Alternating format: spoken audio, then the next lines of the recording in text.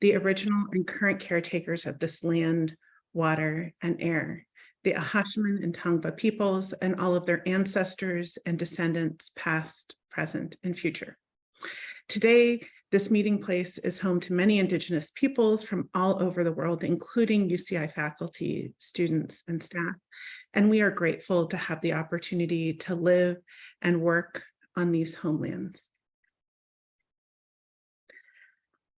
The UCI libraries are honored to host the Lifelong Information Literacy 2023 conference. On behalf of the University Librarian LILi Tanji, I'd like to convey our thanks to the presenters, technical support personnel, and attendees who are supporting this event. And a special thanks to President Michael Habata, President-elect April Shepard, and the organizing committee who have put in so much effort to get us to this moment. Your work is making this conference possible. This year's theme, Small Victories in Information Literacy, resonates with anyone who has ever done an information literacy instruction session. Every victory, regardless of size, is hard-earned and has positive ripple effects in our work and in our learners' lives. They come after long discussions about disinformation, information seeking, and satisficing with faculty colleagues. They come after committee meetings where curricula are discussed and colleagues struggle with the idea of how much is too much to present. And after it all, we have these special, beautiful moments where we see it come together. That flash when it clicks for the learner, the instructor, and the library colleague. Looking at the schedule for this year's conference, I'm pleased to see such varied and salient topics addressing challenging issues in information literacy. While I'll have to watch the recordings of most of these sessions, it looks so very exciting. To also see the variety of participants and presenters from across the country reminds me how much we learn from each other and how committed our community is to continuing this work. And as we hear these great presentations from our esteemed colleagues, I'm sure this will be a meaningful event for all of us. So all I want to say is welcome, and I think it's safe to say that we all can't wait to learn more. Thanks. Thank you, Rika. That was wonderful. Thank you so much for being here too.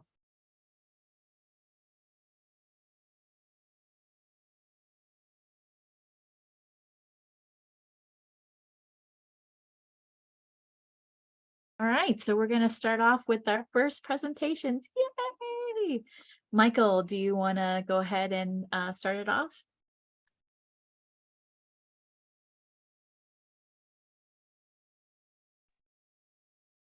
Hi, sorry, I wasn't expecting. Oh, I'm so sorry. Oh, no, it's fine. It's Aisha. Apologies. Yeah, hi everyone. Good morning. I think some folks are still coming in, and we will also give privileges to the first presenters, hopefully. I think that's happening. So the first presentation is entitled Delivering Small Victories Fast with Information Literacy Micro Courses. Lauren Flores, Emily Sartorius, and Patricia Hernandez. If those folks, I know I saw a couple people come in.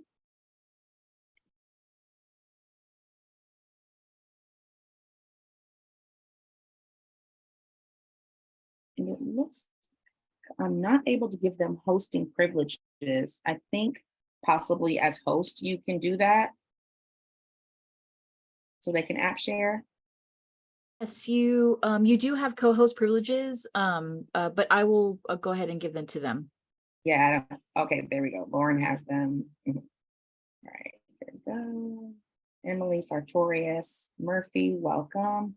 And then Patricia Hernandez. That's the last.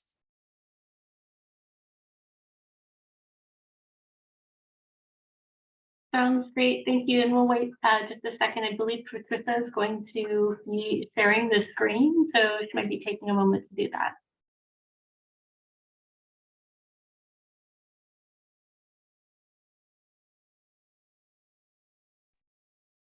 Awesome, so let's get started. My name is Lauren Flores and welcome. Hello, everyone. My name is Emily Sartorius Murphy. And I'm Patricia Hernandez.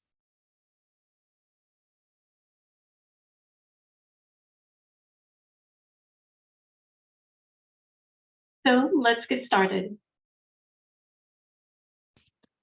Okay, so to kick things off, we're actually going to be doing a interactive poll because that's what we do, right?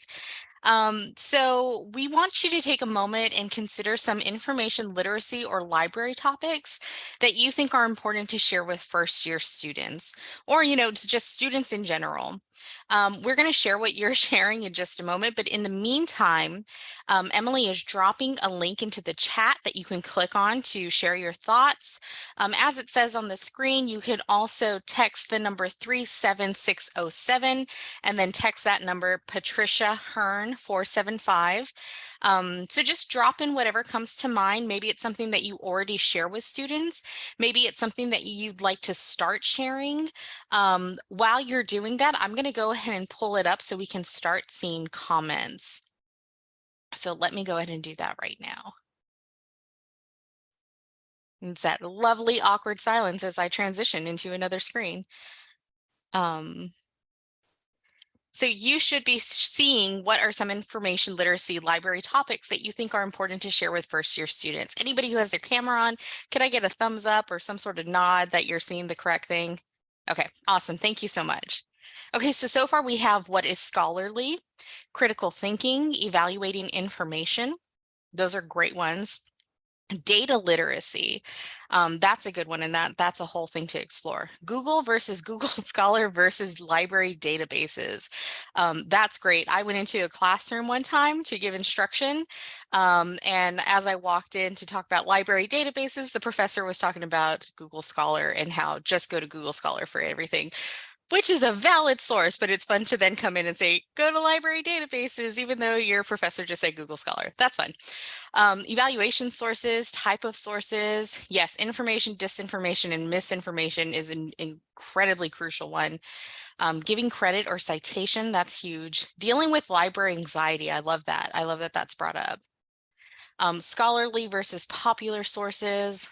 These are all awesome. Critical thinking skills. Lateral reading is great. AI literacy, very popular term right now.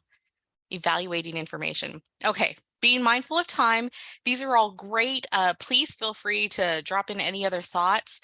I'm going to go ahead and transition us back to the presentation. These are all thoughts that I think are going to help us as we continue along into what we want to share with you today. So with that, I'm going to move us along. And here's a quick preview of what we're going to cover this afternoon. So we're going to talk about our road to microcourses. We're going to talk a little bit about microlearning. We'll talk about our process, and then also we're going to talk about challenges and what we learned.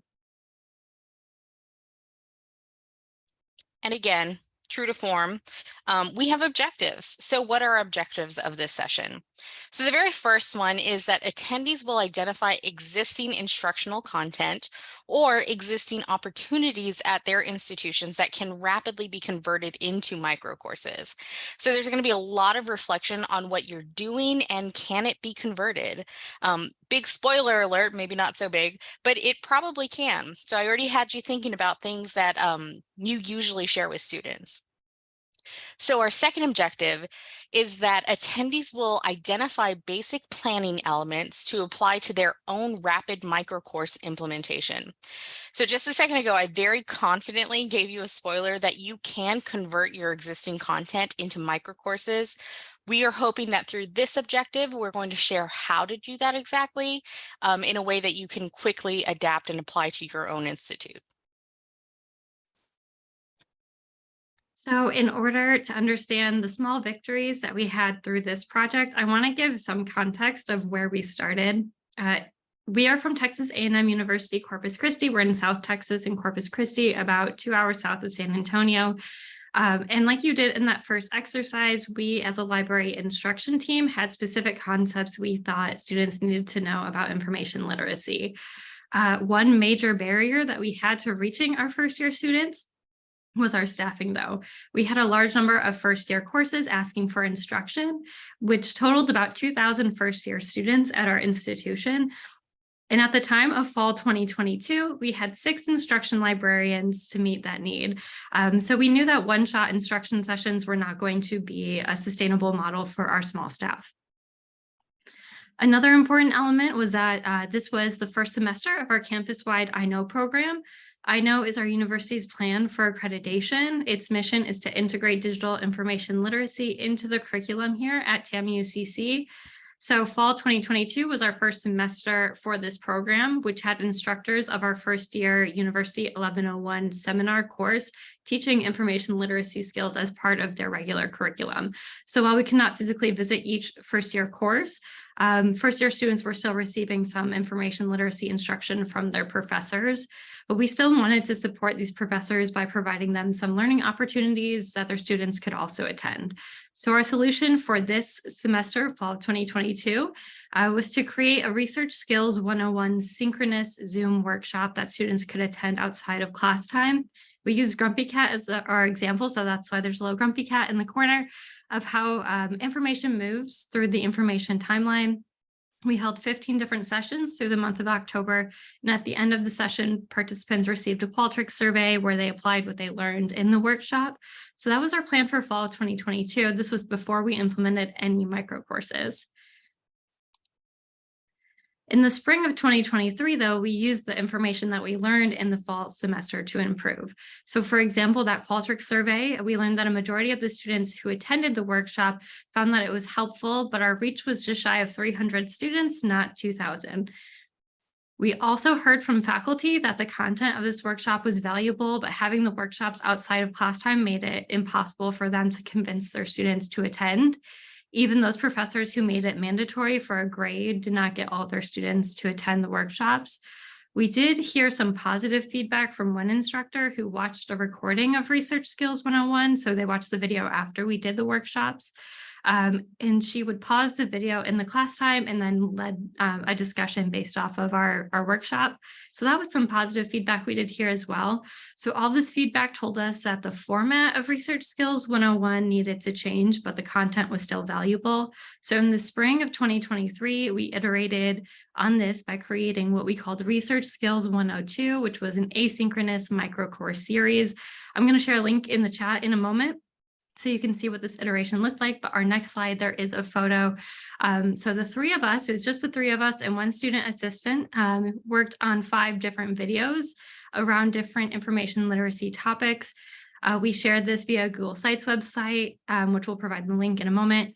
And we also provided a link to the full Research Skills 101 workshop on that microcourse Google site as well. So students who didn't attend could catch up.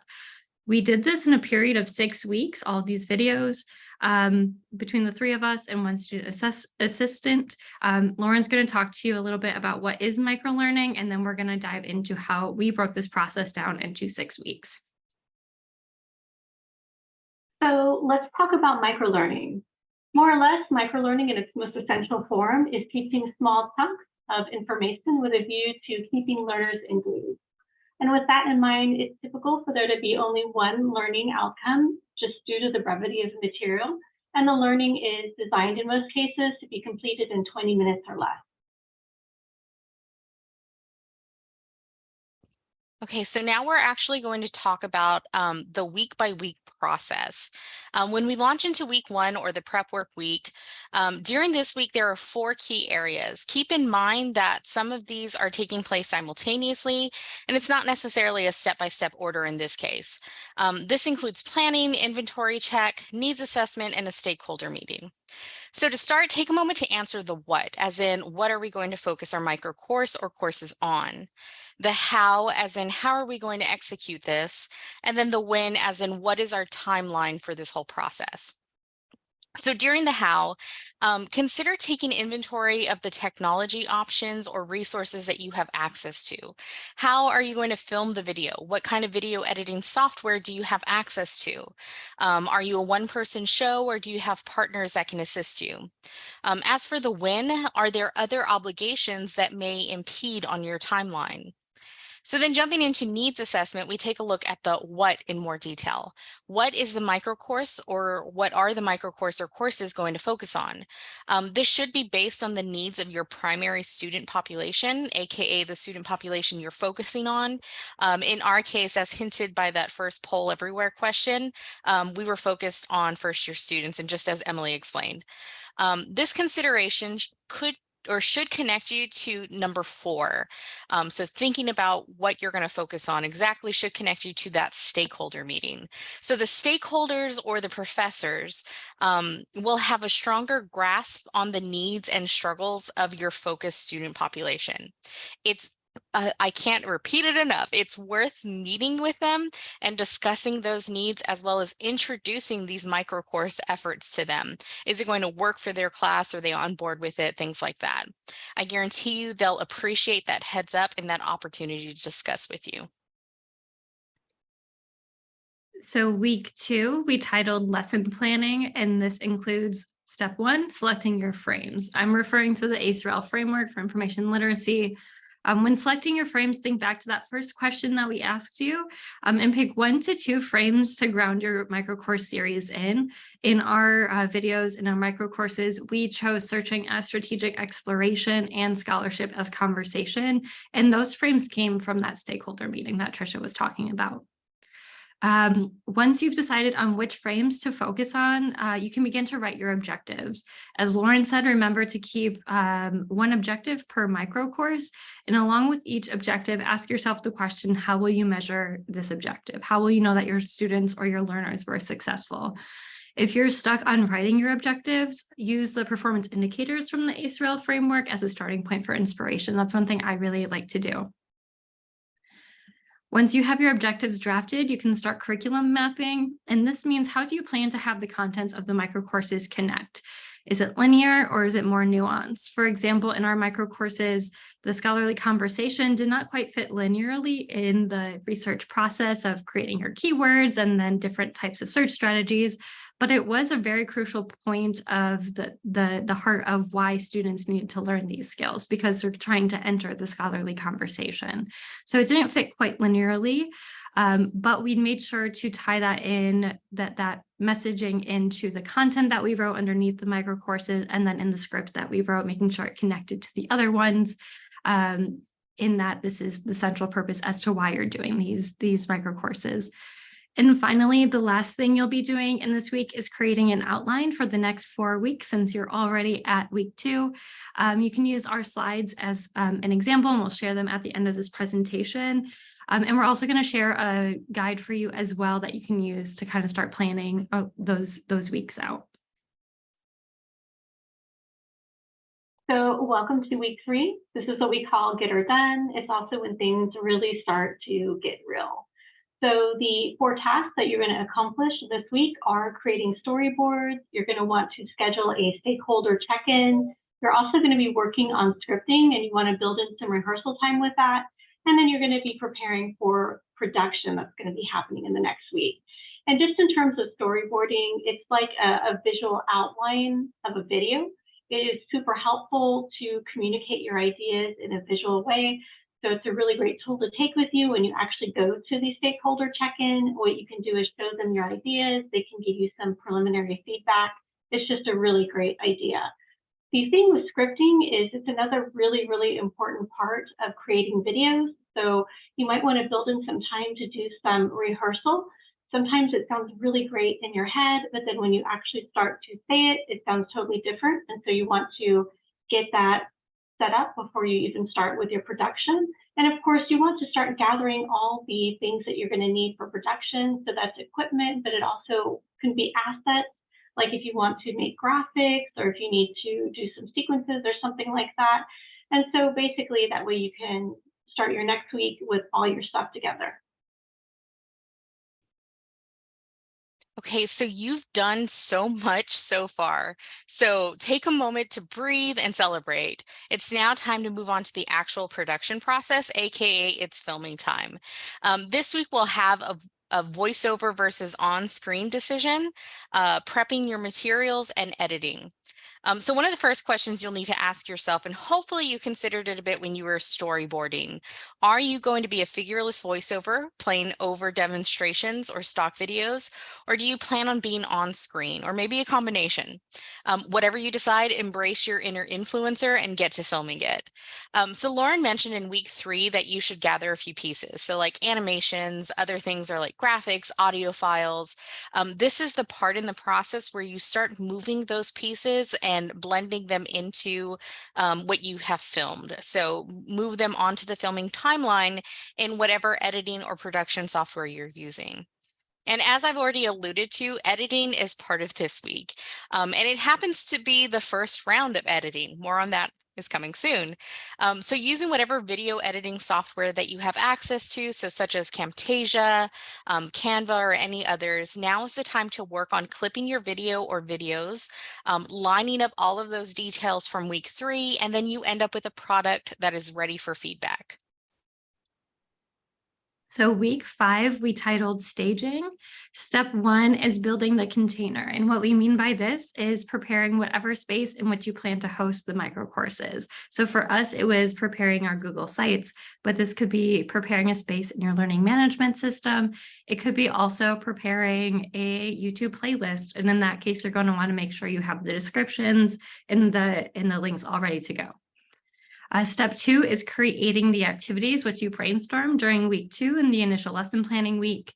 This might look like a quiz within a learning management system, a discussion prompt or reflection prompt, a handout for students to fill in, or a survey for students to answer. All of that is related to the container that you're building and what you're trying to measure. Next, you'll be creating the supplemental content. This is going to be the content that will enhance your micro courses and help support all of your learners. In terms of universal design for learning, that's a great framework to refer back to when trying to think of what content should I provide to make it more accessible. So this would include any transcripts for the videos, which YouTube does a good job providing, but making sure those are cleaned up and those are edited in a way that's correct, providing a document with the transcript as well. It could also be providing extra links for students who want to explore a concept further, any images or visuals that will help explain the contents further. All this you'll want to prepare within week 5.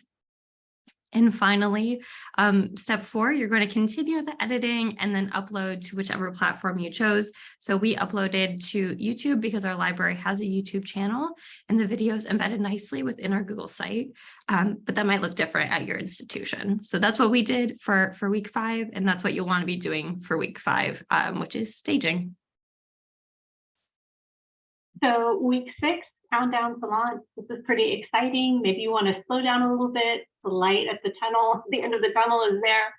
So really this week, what you're going to be doing is you're going to be applying your final edit, and that's going to be continuous because you're also going to be sharing with other stakeholders. You may even want to invite a select group of people like students to test and give feedback as well. You also want to build a mechanism so you can continue to get feedback, because this is just at the beginning, but you might want to get feedback maybe later on, maybe in midterm. You might even want to wait till the end of the semester. So it's really helpful to create a form or some sort of tool so that you can gather that feedback and it's ready to go. And then the other important thing to remember in this whole entire process is it is just another iteration. You're going to continue to edit. You're going to go back and edit future formats. So it's just a process.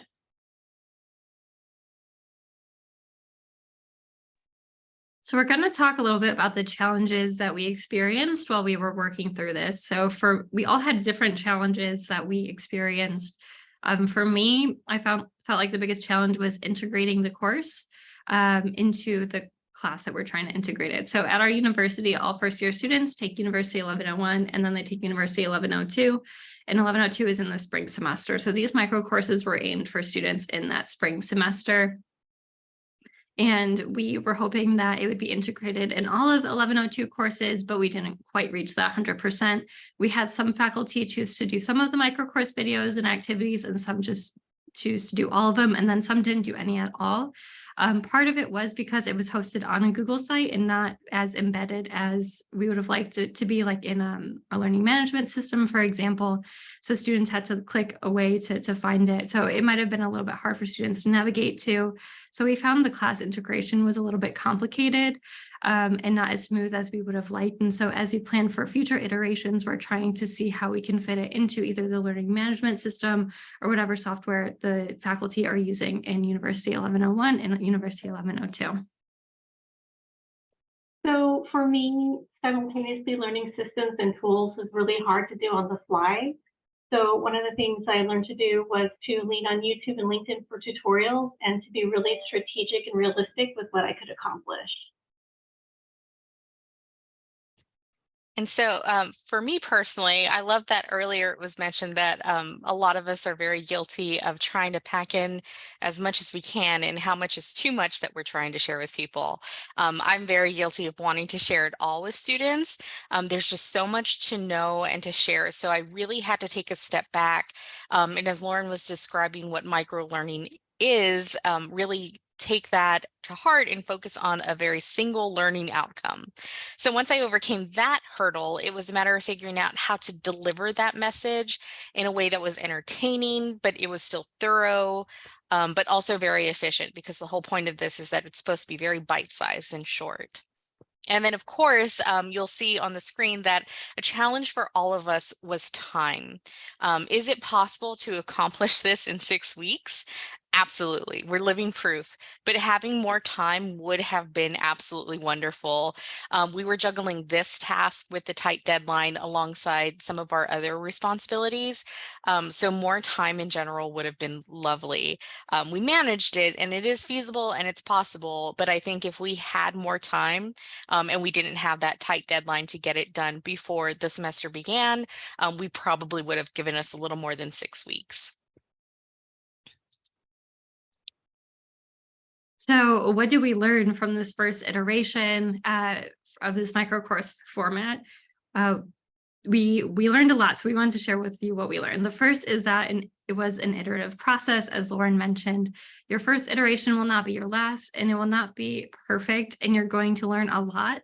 But it's going to be good to have, because it's going to be easier to start with the feedback that you have, with the content you already created, and work up from there versus starting from scratch all over again. So just give yourself some grace and allow yourself the iterative process to happen and improve these micro courses over time.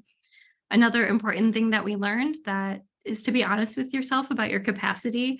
Think about what you can and can't do. Be honest with what else is on your plate, how big your staff is, who has what skills, what your situation is at your institution. For us, micro courses was a way for us to reach all of those first year students with our small staff and also with the skills that we had, but it might not be the case at your institution, but we want to provide the timeline for you and the tools you might need if it might be a solution at your institution.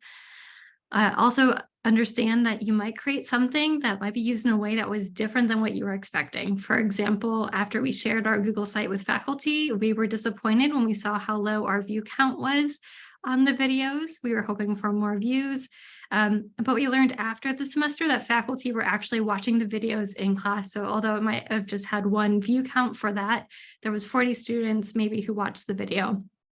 And so faculty were using the micro courses in ways that were different than what we were expecting, and students were learning from them. So if you're going to create something like this, it might be used in ways that are more creative than you originally planned for, or different than what you originally planned for. So expect flexibility on how that might be used. And finally, collaboration with faculty is key, as we have kind of been hinting at over and over again, or with stakeholders. Even if you're not at a university institution, collaboration with stakeholders is really important. We mentioned multiple times checking in with stakeholders to get feedback from stakeholders, because we're ultimately creating something for them and for their learners or their students. And we want to make sure that the content of these micro courses are transferable to the context that these stakeholders are working in. Okay, so now we're going to do another poll everywhere bit. This question will hopefully give you a head start on creating micro courses. So if you still have the link, you can jump into the link and start sharing now. Emily is also going to reshare that link. Again, you can also text Patricia Hearn 475-237-607. So just think about what types of technology tools or resources you already have available to you, either through your institution or something you know of that is freely available online. I'm going to go ahead and transition, and hopefully this goes as smoothly as last time. But hopefully from seeing this list, you can be inspired. You'll see options maybe that you're familiar with, maybe some that you're not. So we have things like Camtasia, YouTube, Kaltura, Play Post-it, Canvas, Panopto. I may not be saying all of these words correctly because these are some things that I'm not familiar with myself. LibWizard is a great one. So if you have any of the LibGuides or those access to things like that, Canvas Studio, Canvas modules, video editing, student animators, Screencast-O-Matic, yeah, Canva. I use Canva for the creation of my videos. I like the convenience of the graphics that they have available. I don't know, Lauren and Emily, if you want to share what you used during yours when you were creating yours. Well, I used, Lauren, why don't you go first? gotcha. Yeah, I use Adobe Premiere Pro. And my department, I'm in a separate department than Lauren and Trisha. We have a student assistant who is really into film editing. And so he edited my videos for me using Premiere Pro as well. Awesome. We do see Articulate there. So that's something that is in our horizon. So that's in our future. Powtoons is fun. But this is great. Again, please feel free to continue to share. We just wanted to kind of share some ideas with each other and get some of that those thoughts circulating, give you a head start. We're going to transition back to the presentation. Everybody seeing that? Yep. Okay, good deal. Okay, so now we'd like to shift things to, of course, give you time to ask questions. I believe in the chat, a Google Doc was shared where you can ask questions there. Feel free to add your questions there and we will address it at that point. And we can maybe have a discussion later if we have time. So our question for potential discussion, and we would love to hear from you, is how would you envision using microcourses in your instruction program? Is there maybe a learning objective that you think is prime for a microcourse? So just something to kind of sit on and think about. And then we'll get to that point later. So we just wanted to thank you all for participating in the poll everywheres and for in the chat as well. I saw some conversation going on in the chat. We hope you were inspired and motivated by this presentation. If you have any questions and you didn't get a chance or you don't get a chance to ask today, on the screen you'll see our email addresses. It's our names. So lauren.flores@tamucc.edu, emily.sartorius@tamucc.edu, and patricia.hernandez@tamucc.edu. So thank you again. We're also going to drop a link to our presentation that has notes as well. So if you'd like, you can go back to the presentation and review things and review what we said in our notes. But thank you all so much. We also dropped our workbook that we created. So if you're somebody who wants like a pen to paper and like tries to plan it out, we did create a workbook that you can work through as well. So that is, Lauren shared that in the chat as well. Thank you again, everyone. All right, thank you. So I am April Shepherd and I have a whole list of questions that people have been putting in the chat and in a shared document that we've been kind of keeping notes on. So the first one is, do you use a specific app to do your storyboarding? So, and I believe it was all of us, but I think all of us use Canva to do our storyboarding. They had a storyboard templates that you can use there, but you can also just create your own grid. And that's how we did it. And it was really just a way, as Lauren said, to present our ideas and what we were hoping to accomplish. But that's what we use. We use Canva, but I think that there were other recommendations that people have used as well. Even as simple as like Word or Google. I'm sorry, I interrupted April. No, I was just gonna say there's a whole bunch in the chat, so yeah. Yeah. Someone commented that YouTube is nice because of the closed captioning capabilities. Are there other video platforms folks use to aid accessibility? And I know some of those came up earlier. Zoom, Camtasia. Are there anything else you'd like to add? I have used otter.ai before. That seems to be a really good software. I think there's a limit to how many you can do with the free version, but it is free for up to like 5 different transcripts. If you upload the video file or the audio file, it can do that.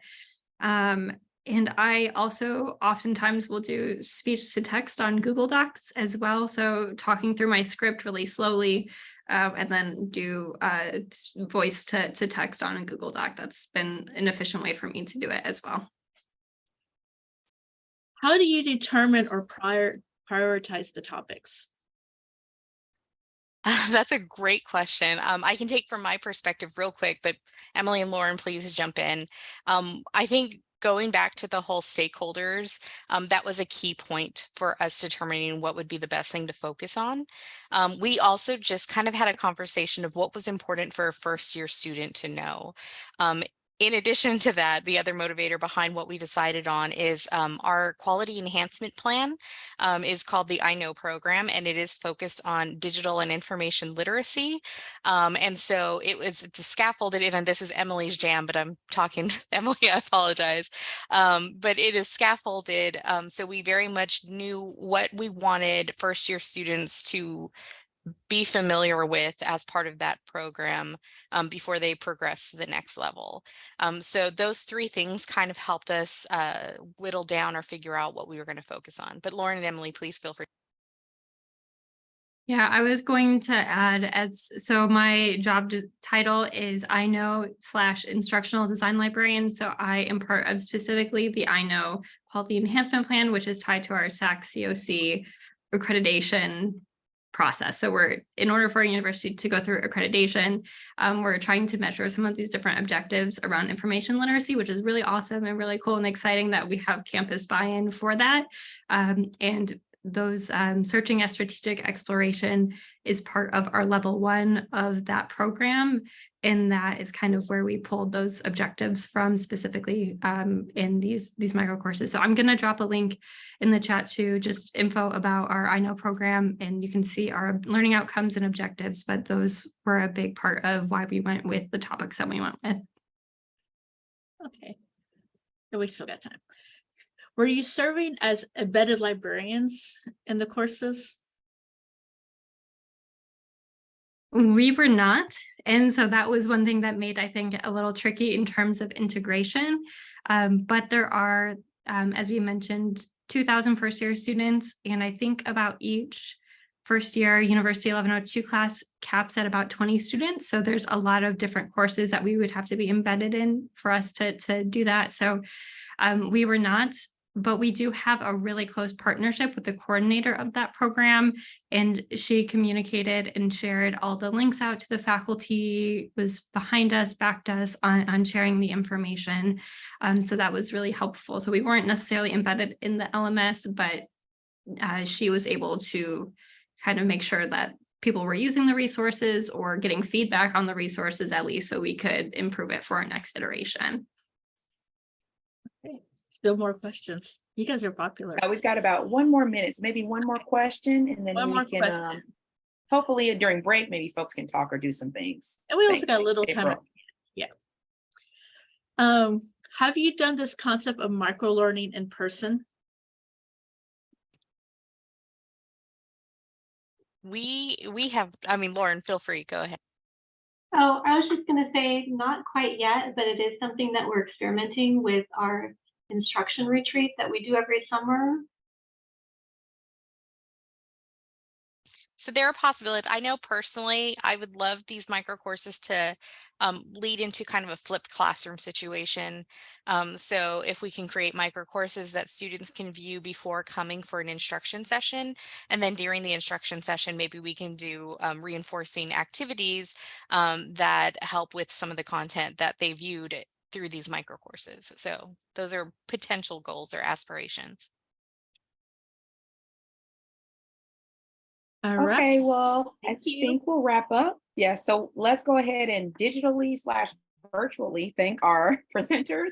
Thank you, Patricia, Lauren, Emily. That was really great. So many great resources on our collaborative Google Doc as well. So excited to share that. I'll share that link in the chat. Again, feel free to kind of do that as we learn today, as people share. If you have questions, we'll also be kind of collecting them in there. So our next presenter, and let me go ahead and pin him on up, is Darren Sweeper. Hi, Darren. And this is entitled, "But I Did My Research Using Government Health Statistics to Promote Lifelong Information Literacy and to Combat Health Information." Darren's going to go ahead and share, and we'll jump right in. Welcome, Darren. Okay, so thank you very much. So I just wanted to start off just by, again, reading my rather long title to you all. But I did my research using government health statistics to promote lifelong learning and to combat health information. Now, the reason why I selected that title, as many of you may recall, during the last few years during the pandemic, that phrase was sort of a ubiquitous phrase. But I did my research. Almost every sort of argument that I heard or encountered online was a person saying, but I did my research and my research told me that this was true. So I thought that would be a really interesting title because people are and were conducting research, but my issue was kind of where were they getting the data and statistics to support their claims. So the first thing I wanted to do was just start off by just, I'm sorry, let me just, okay. So again, I'm Darren Sweeper. My position here at Montclair State University, I'm the head of government documents and the research services librarian. And just wanted to start off just by going over some of the learning outcomes, what I hope people will learn or take away from my presentation. So of course, the first thing that I hope people will learn or take away from my presentation is to learn more about the emerging concept of health information fluency.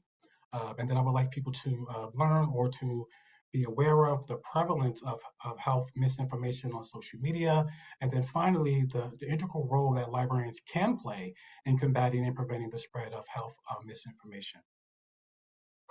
Okay. But before doing that, I just kind of wanted to get into some just basic definitions because I think there's always a lot of confusion about, well, what is data? What are data sets and what are statistics? A lot of times people ask questions of myself in my capacity as a government documents librarian about these three different things. So they always want to know the distinction between data or data sets or statistics, and you can see here. So data is just sort of the raw numbers, sort of the larger sort of data that's being collected. And it's a distinction between, and this data could be collected at the local level, the state level, or et cetera. And this is data that counts on individual events or services, which is different from data sets, which is a major unit of data storage and retrieval. This data that's collected and organized according to a criteria. And then finally, a data set may or may not represent the entire sort of population. But statistics is data that has been analyzed and summarized. And most of the data that you see on websites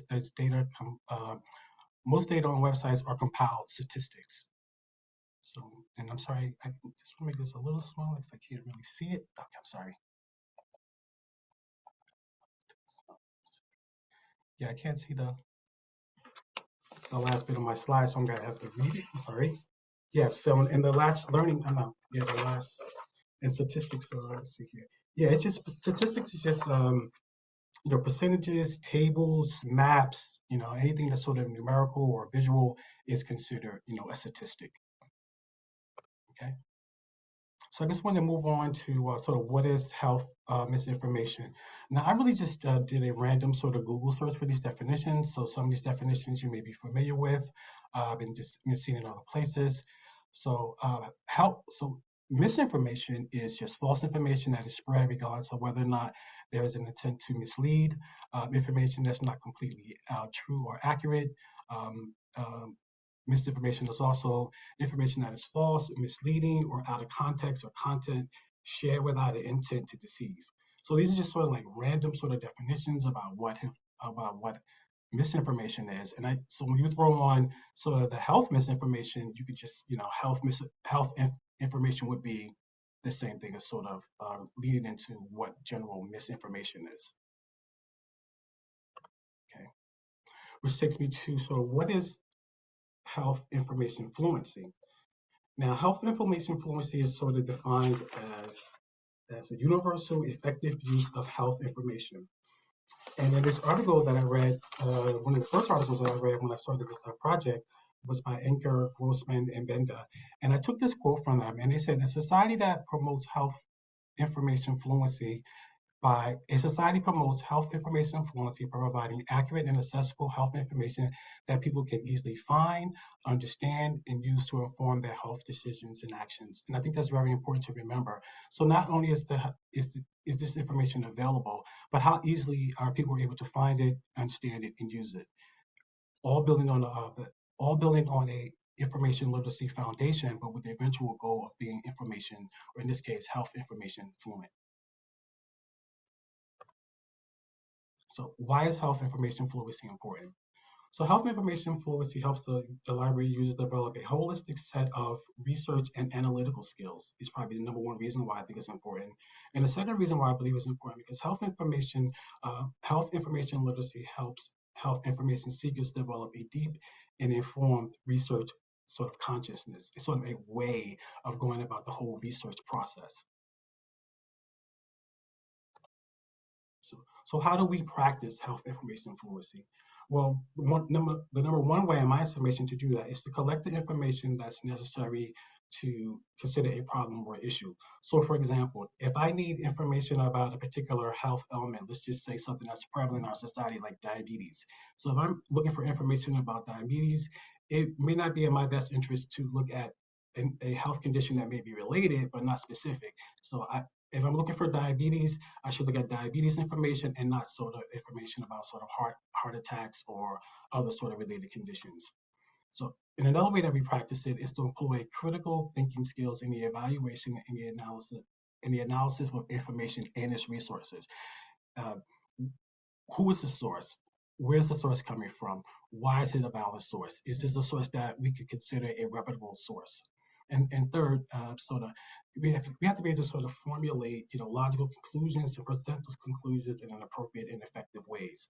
So if we're doing all three of those things as we sort of deal with information, then we're practicing what I, not what I term, but what I have come to understand as a much more sort of robust definition of health information literacy, health information fluency. It helps us to look at the holistic picture of the information that we're trying to obtain and use. Okay.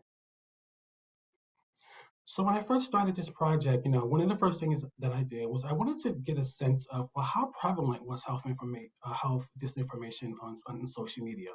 And what I did was I came across this article that I found in PubMed by Suarez and Alvarez called "The Prevalence of Health Misinformation on Social Media: A Systematic Review." And this particular publication, this article was published in the Journal of Medical Internet Research. And just to give you a definition of what sort of a systematic review is, a systematic review is a review that uses explicit and systematic methods to correlate and synthesize findings of studies that address a clearly formulated question. So their question was, how prevalent is health misinformation on social media? So, and just another sort of definition is to identify, appraise, and synthesize all empirical evidence. Sorry, let's cut it off again. Sorry. Yeah. To identify, appraise, and synthesize all empirical evidence on the specific question, right? And so just moving forward. So I just want to talk a little bit about the study. This was a huge study, and what they did in this study, they started their study off by looking at 3,500 different sort of research papers about the topic of health misinformation. From those 3,500 different publications or articles, they selected 69 different articles. Of those 69 articles, 61 of those articles came from health-related journals, and those articles sort of broke down to this. So there were 32% of the articles were about vaccinations, 22% were about drugs and smoking, and 19 were about non-communicable diseases, and 10 was about pandemics. But before I move on, I just want to give you sort of just a caveat. All this was pre-pandemic, so this was all we looked at that was before the pandemic. So from about March 2019 to the previous few years, that was the sort of the search parameter that they used. They didn't search any articles from March of 2019 sort of to the present. We all know that in March 2020 was when the pandemic started. So none of the articles that I'm referring to or none of the information is related to the corona pandemic. It's sort of related to all of sort of the articles that were published prior to March of 2019. Okay, so some of the findings in this particular article. So this article found that the health information was most prevalent in studies related to smoking, such as opioids and marijuana, and I guess you can also include vaping. If you might have noticed that there's been a pandemic with people, well, particularly younger people, adapting or starting to vape. I work with a lot of public health students in my capacity here, and I've had several people inquire about sort of statistics and data about vaping. Vaping has become a serious problem. So vaping wasn't a part of this particular article. They just sort of used smoking as sort of a catch-all term, which included opioids and marijuana, but they could have surely included other forms of smoking as well, like vaping. So, and another really interesting finding was that misinformation spreads faster and wider than scientific knowledge. And finally, once misinformation has been widely shared on social media, it is difficult sort of to correct. So once it's out there, it's sort of out there, and it's really difficult to sort of rein it in because misinformation sort of takes on a life of its own.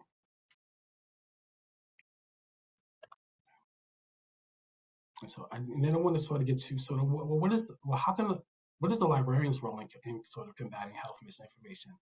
So librarians are confident that they have an important role to play in the fight against misinformation. However, sort of unclear how we are sort of going to leverage the trust that patrons have in us in the fight against misinformation. And sort of the third point that I want to make is that this study, and the study that I'm referring to, is leveraging library trust to combat misinformation on social media by Connor M. Sullivan.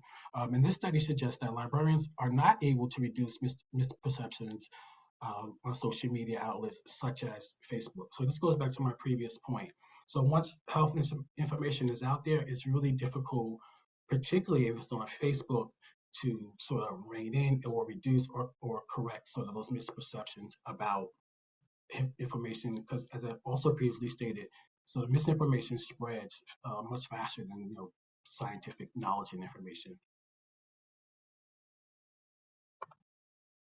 And so on this page, I just want to kind of recommend and suggest just a few sort of links that I think that will be really helpful as you look at sort of, how to use health statistics. So healthdata.gov is a fantastic website that I often use. Let me see if I can actually, if I'm able to.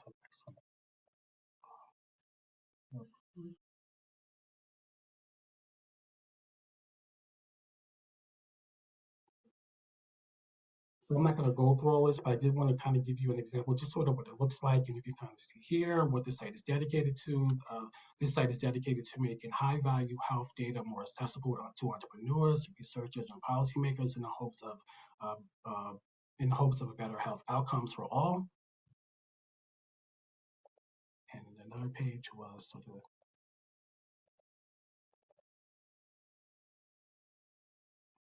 And the National Health Statistics, the National Center for Health Statistics is a really great database, a website that I often refer to my students when they want to just go to and find out sort of health information sort of across the board.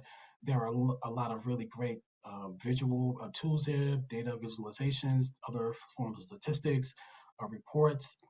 And you'll see here, if you're looking for information as your vital records or information, a lot of surveys, historical surveys, population surveys. So again, a really robust and an interesting way to kind of look at health of the nation, as you can see here. So I think the latest report is Health of the United States 2020 to 2021 is the latest report. And if you go to, I think here, I'm sorry.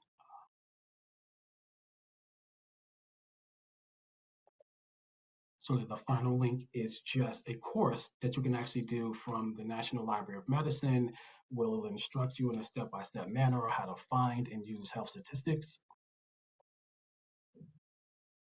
And you'll see here some of the course goals and other sort of related information, reference materials, other links about health statistics, sort of the common terms and equations in health statistics, just different ways to discover where health statistics come from and why they matter, and finding health statistics sort of exercises that you can use, and I think a very important sort of glossary.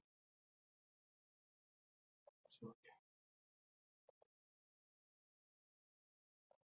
sorry.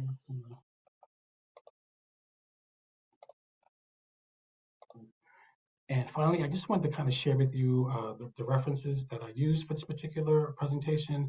I really would recommend that you kind of take a look at these articles. Of course, in a short span of 15 minutes, I can't go through all the different details of each individual article.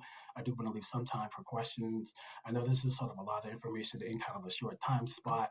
If I had thought it out better, I would have applied for the longer one.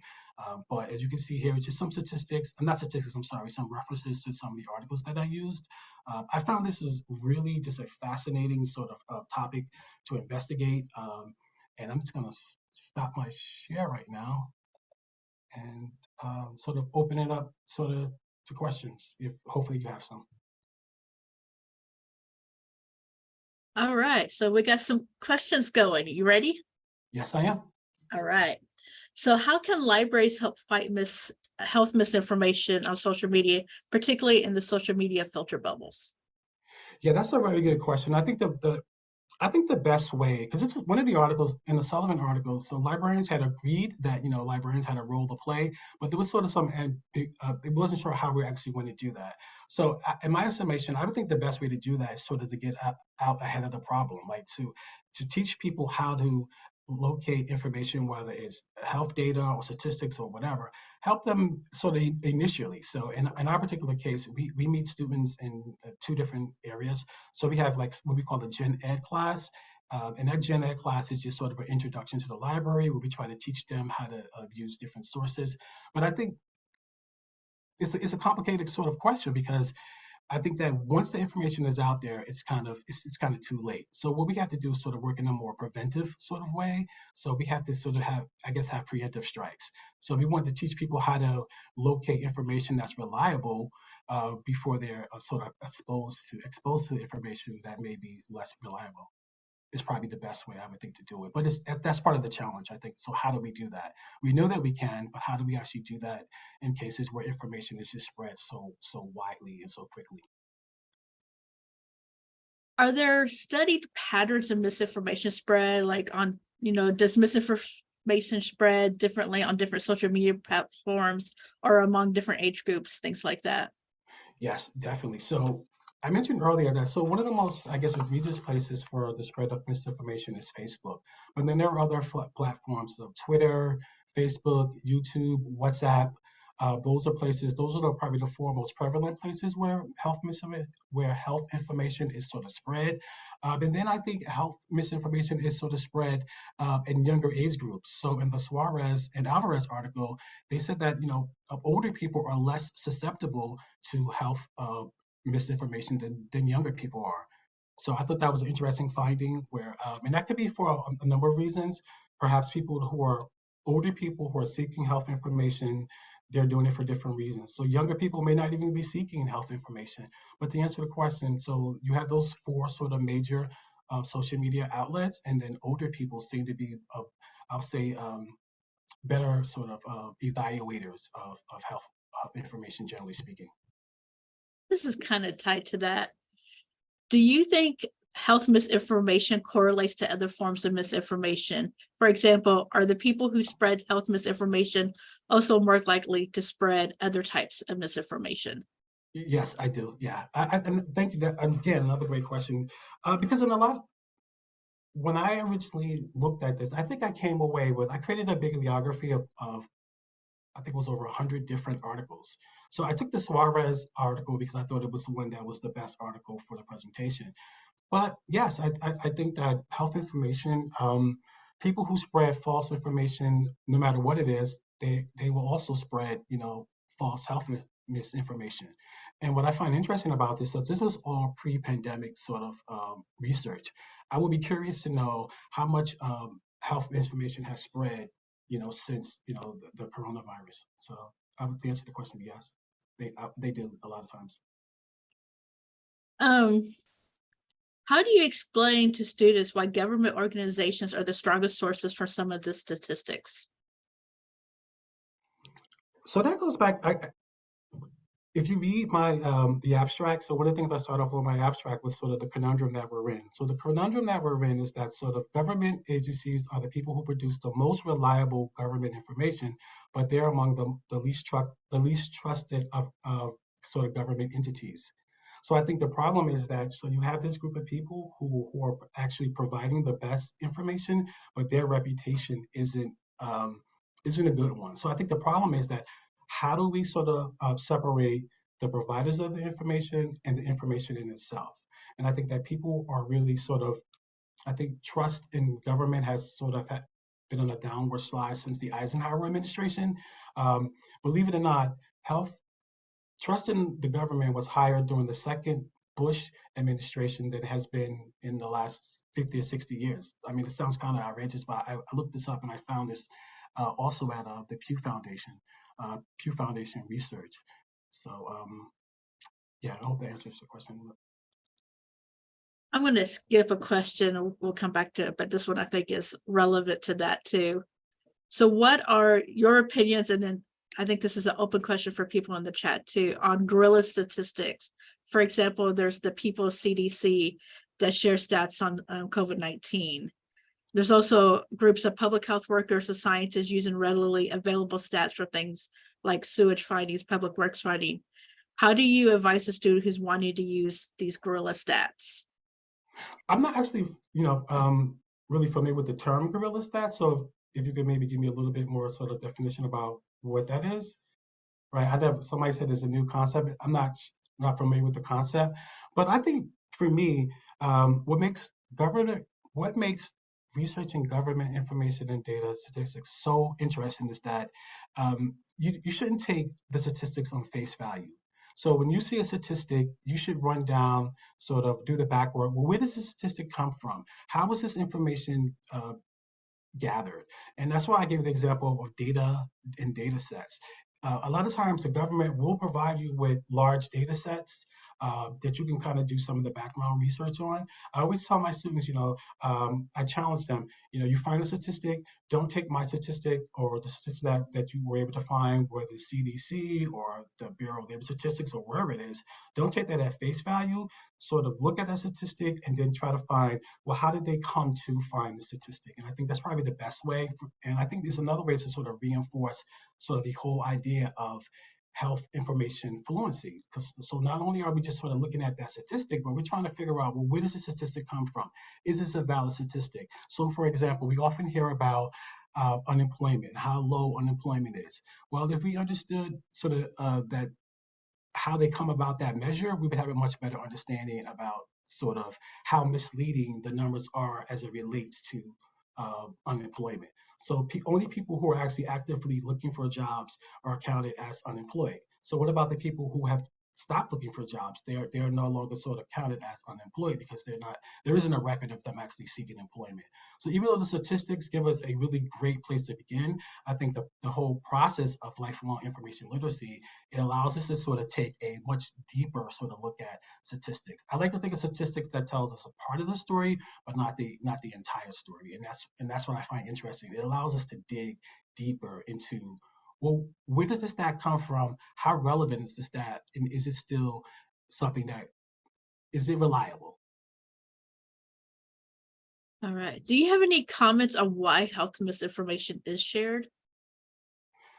I think health information is shared for the same reasons that any other information, sort of misinformation is shared. I think people are frustrated with government. People are frustrated with just sort of the deluge of information that we're receiving. And so I think people sometimes sort of say, well, you know what?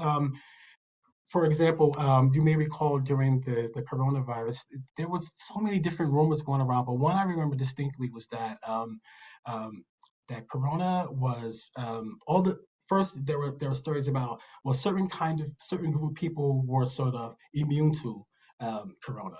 And then it was the stories about 5G, and it was just all these weird kind of crazy stories around just health misinformation generally speaking. But I think people sort of they distrust government, they distrust experts. And even though this research isn't really about sort of the last 2 years where we've seen this, book banning and all these attacks on librarians generally speaking, I would like to see sort of where that trust level is now. But I think we live in a soundbite society, and I think quick sound bites without really in-depth sort of research is just easier for people.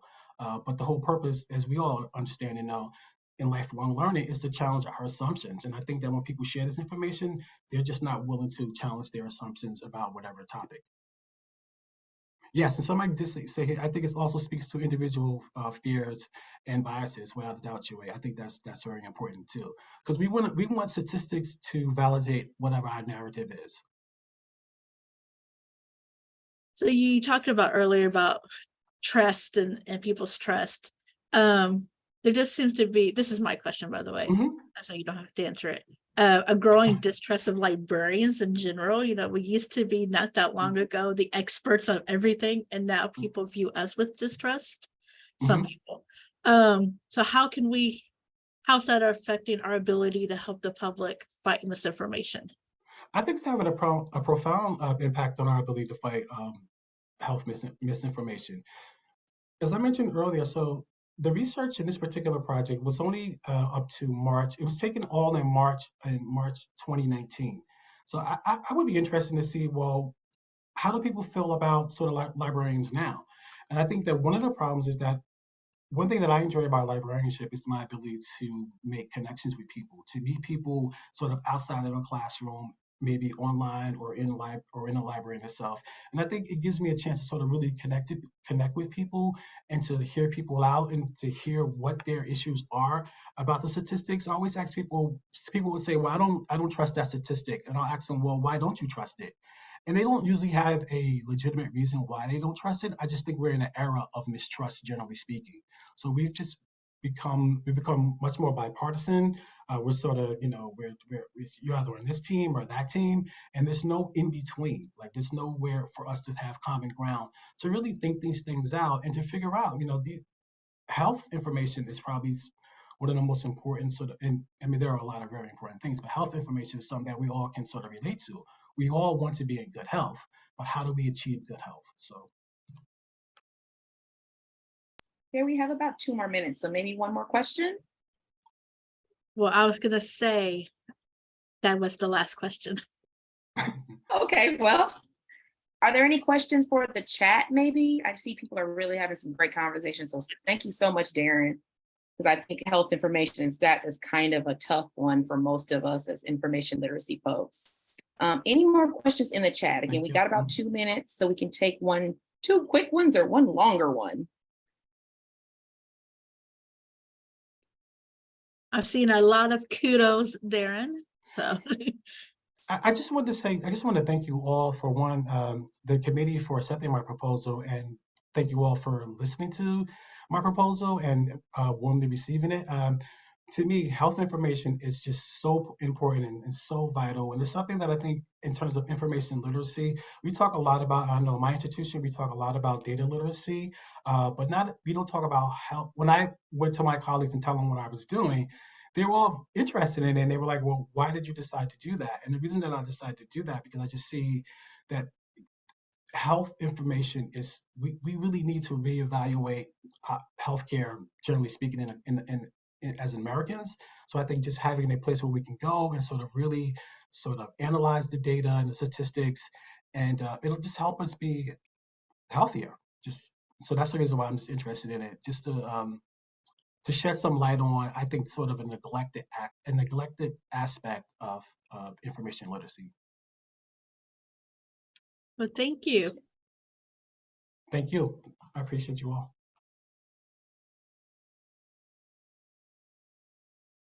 Thank you, Darren. Thank you, our presenters. It was amazing. I'm so impressed with the great content that we already have. 2 wonderful presentations. So, but now it's time to move into, or actually, Aisha, I'm so sorry. No, you got it, Allie, girl. I was listening like, let's go. What's next? Everybody, so sorry. Do we want to take a break? I'm so sorry, Aisha. Do we want to take a 5-minute break before we jump into our poster presentations? How do we feel? If you would like to take a 5-minute break, please put your thumbs up. If you want to take a longer break, put a heart. Let's see if we get. Oh, I see 16 thumbs up, 3 hearts. Okay, so majority rules. So we'll do like a 5 minutes break, and then we'll come back. So 1:45, we'll come back and start. Okay. All right. Thanks so much.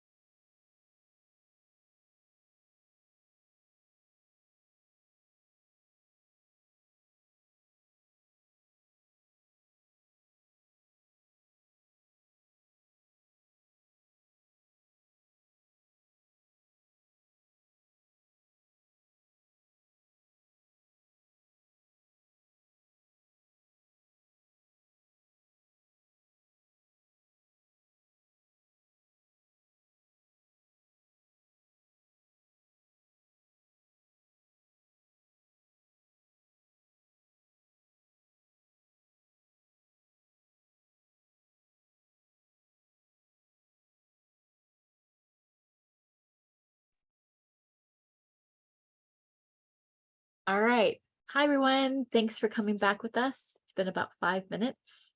So let's go ahead and start with our lightning presentations. We also put in the Padlet if you still want to put in where you're located, where you're zooming in from. And April will so help when she put in the link for the posters. Okay. So we're going to start off with let's meet back here, Fun Alternatives to Library Tours and Orientation with Courtney Drysdale. Courtney, I've already given you co-host privileges, so if you want to just bring up yourself, or there you are, you. Feel free. If anybody has any questions about her poster, please feel free to put them in the chat or raise your hand, and we'll take them as it is.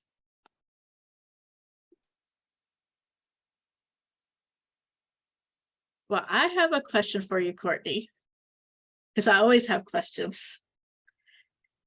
How long do you allow students to complete the breakout games during your tours? Is it like a whole session or part of it?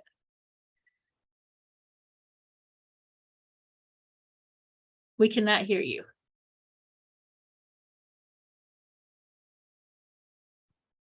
How's that?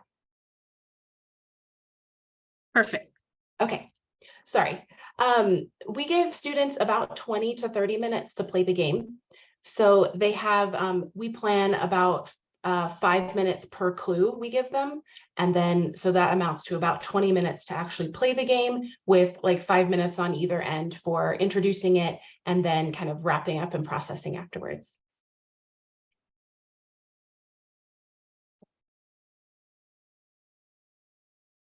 So how do faculty feel about playing games? I've run into sometimes with faculty like, oh, well, you're just playing. They don't see the education value of it. Have you ever run into that? We give them the choice of how they want to do a tour or orientation. So any faculty that has chosen to do the breakout game or one of these other games, they've opted in basically. So if they don't want that for their students, then we probably wouldn't be doing it with them. I try to convince them because it's more fun than just walking them around. I don't really do any just walk around, give tours anymore. That just doesn't, it just doesn't do anything for students. So yeah, they're usually fine with it if they've decided that that's cool for them. Related, how do the students respond? They, as far as I can tell, they usually enjoy it. It depends on the group. So sometimes, you have a group that's really like into participating or into interacting with each other. It's usually they're still getting to know each other. So usually they find it really fun and are able to kind of dive into it, but it often depends on the class chemistry. These classes are small. They max out at 18 students. So usually there's not that many students in there anyway. And as far as I'm seeing in the chat too, considering the game successful, as long as they get through it, then I consider it a success. And I've never had a group not get through the whole game, the 4 clues, because if they've gotten through it, then they've been exposed to the 4 things that I wanted them to learn in the game. They've been through it. They've at least seen it in their group, and they should have some familiarity. All right, so this question is, you started this process in fall 2018. How did you adapt for the pandemic? Great question. So we adapted for the pandemic by moving the game online into Google Forms. So that was the second way that I shared in the presentation in the slides for the poster. We moved it to Google Forms. So you can do the same thing and use almost the same clues. I did move everything digital. They couldn't go find a book in the library when they were all in their dorms. But we did have them find an ebook instead and used that for them to do the clue. We had them actually open a chapter so that they would know how to do that. So that we did mostly synchronously in Zoom classrooms. But we did have one group where it was asynchronous because of some technology failure with our campus internet. So it couldn't hold the Zoom, but they could still access enough on their phones. The digital game in Google Forms is also since it's Google Forms, they can do it on their phones. So that's actually, I could run it, you could run it in person. If you didn't have all the kits and everything, you could use a Google form as the way to enter their clues, even without any of the kits. That's awesome. Thanks. Roughly how many students do you have completing the orientation each semester? So we usually run this just in the fall. I think because it's faculty choice, the way that they do this orientation, it just depends on the year of how many people want to do it this way. I think the most we've had, we do it primarily in a course called RCC 200. It's an intro to writing and kind of intro to college hybrid course. And there's 32 sections of that. And I think the most we've had play the game was maybe 10 to 12 sections. I'm not sure how many we'll have this year, but yeah, I think 10 is the most. I did a bunch the year we were fully online with the Google form. So yeah, it varies year to year. It depends on how many people I can convince to do it.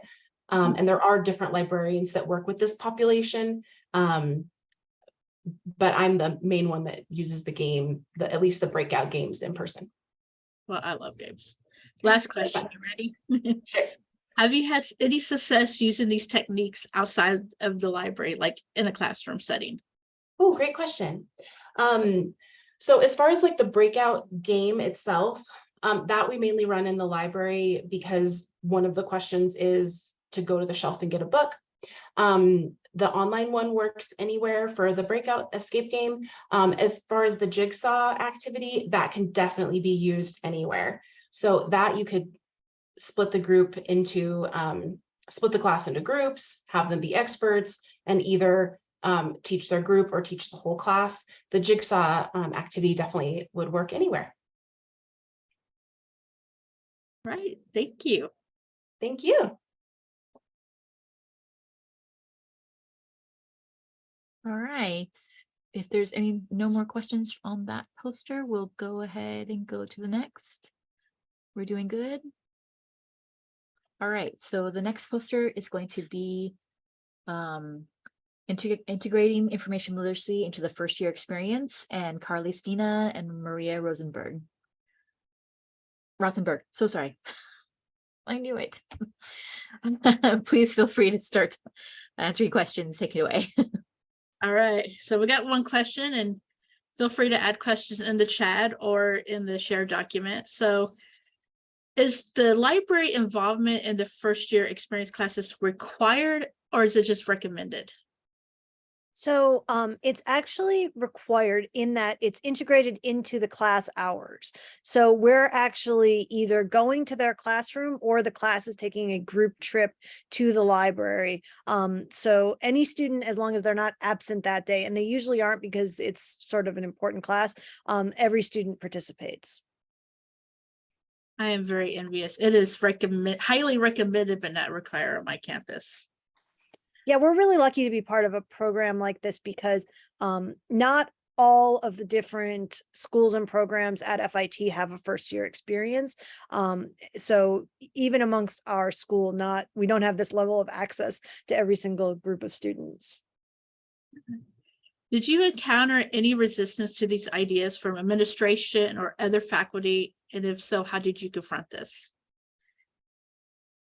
Well, I think one of the things we encountered was maybe, so we would all be having to teach pretty much the same class, right? Because we wanted the students to have as a universal experience as possible. But of course, we all have our different teaching styles. So I think initially, I think people were the librarians were worried that they would not be able to, make the class their own. But I think once we started, people realized they had more freedom than, I guess, what they maybe imagined. And in terms of non-library faculty, That really hasn't been something we've encountered because we mostly work with the coordinator. So they've all been perfectly happy to come to the library, at least as far as we've known. Hopefully they are. And in terms of sort of library administration, I think we're very in favor of us being able to integrate into a class this way. Did you build in any activities or interactive elements?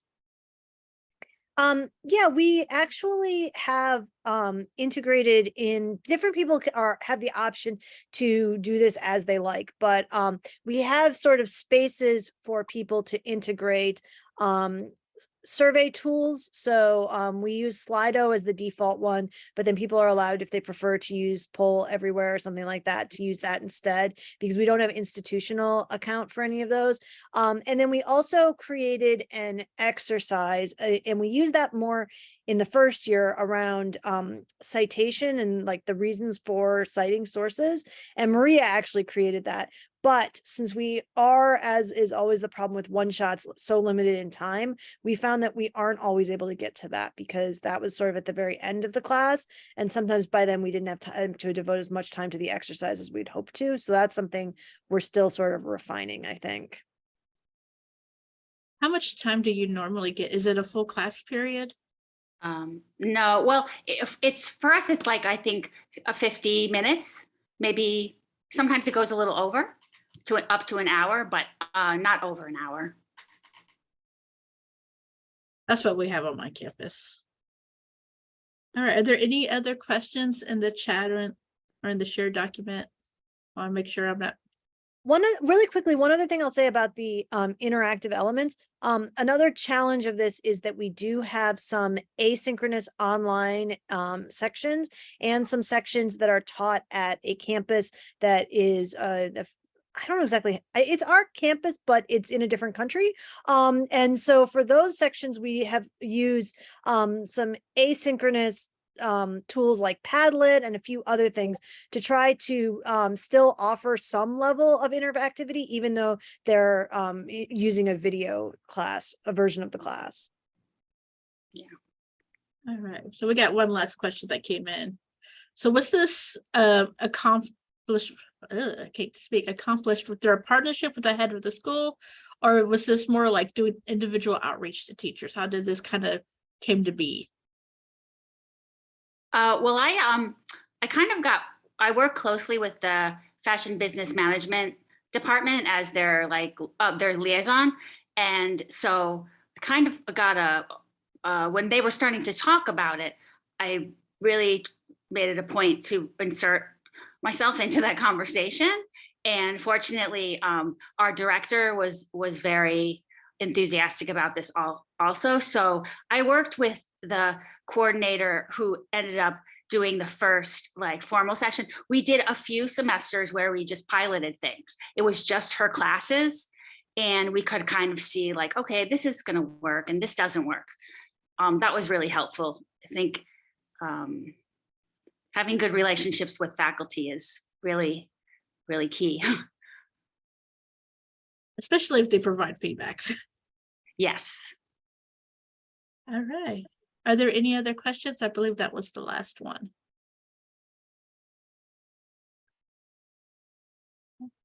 No, I think that was it. Thank you. Thank you. Yes, All right, thank you. Thank you for having us. Yes, of course. Thank you. All right, we're going to move into the next one, and let me just check and see if she's still here. Beth, do you think you might have time? Yeah. Yeah, I think I can stay. I have a last minute instruction request, which maybe people here are familiar with. So Yes, it happens all the time. So go ahead. You can go ahead and Bear versus Babies or Sources versus Scholars, developing a card game for source evaluation. So I am so excited about this one because I love all the oatmeal and exploding kitten games. So I'm not the only one. Hannah says she adores this idea. Do you have cards or resources available if we want to play with their own students rather than creating their own cards?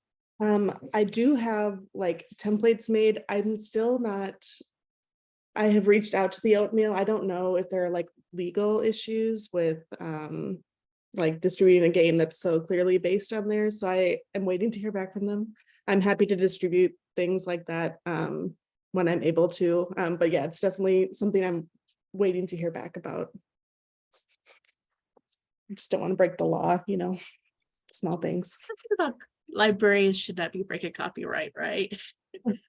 Yeah, so can we get a distribution list going if you are, if you Yes, get, yeah, more than happy to. all right.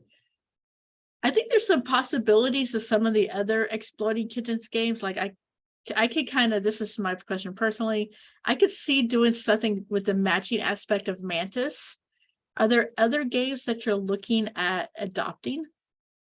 I haven't yet. I don't know Mantis, so I'm gonna have to look into that. I feel like anytime I play a game, my brain is like, how can I use this for my job? Because I like games so much. So this is one, it actually has been in my brain since March of 2020 when I was at the last in-person conference I got to go to that year. And was talking with another librarian in Georgia about this. And so it's just been, this has been kind of percolating and working in my mind for that length of time. So that's been the focus, but I'm always open to gamification of anything really. For the people who aren't familiar with the game, how long has the game take? It can really depend on the time frame. You can give it like, we'll have, so it's these babies, or in this, it would be scholars or professors, grades, whatever, is attacking. And then you're trying to build a strong enough source to stand up to it. So you can say, oh, we're just going to have 3 source attacks and however long that takes. So you can kind of change it depending on the time frame that you have. So if you get to have a class time where you just want to play a game or a workshop hour or whatever, you can make it take a longer time because you can just kind of reshuffle cards that get used and put them back in the pile. So it's flexible up to the amount of time you have to use. How long does it take to teach? This would be, I'm going to take in a couple of other things. There was a question about what level of students. So I primarily work with undergraduates. So this would be first years would be the goal for this, but I think it could work at any level. The teaching is the downfall of like how long does it take to play this? That is, the teaching element is what takes up time.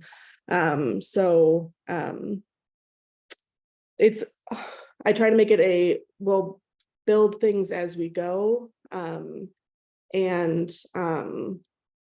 you're playing the game as we're learning through the game, so that it hopefully doesn't take as long to go through instructions. I haven't actually yet gotten to do it with a course. This is just still a development stage project that I'm working in. So hopefully I can do it. It would probably be like a workshop or maybe even like a stress relief game so that it can be passive programming would be the goal there. So, yeah.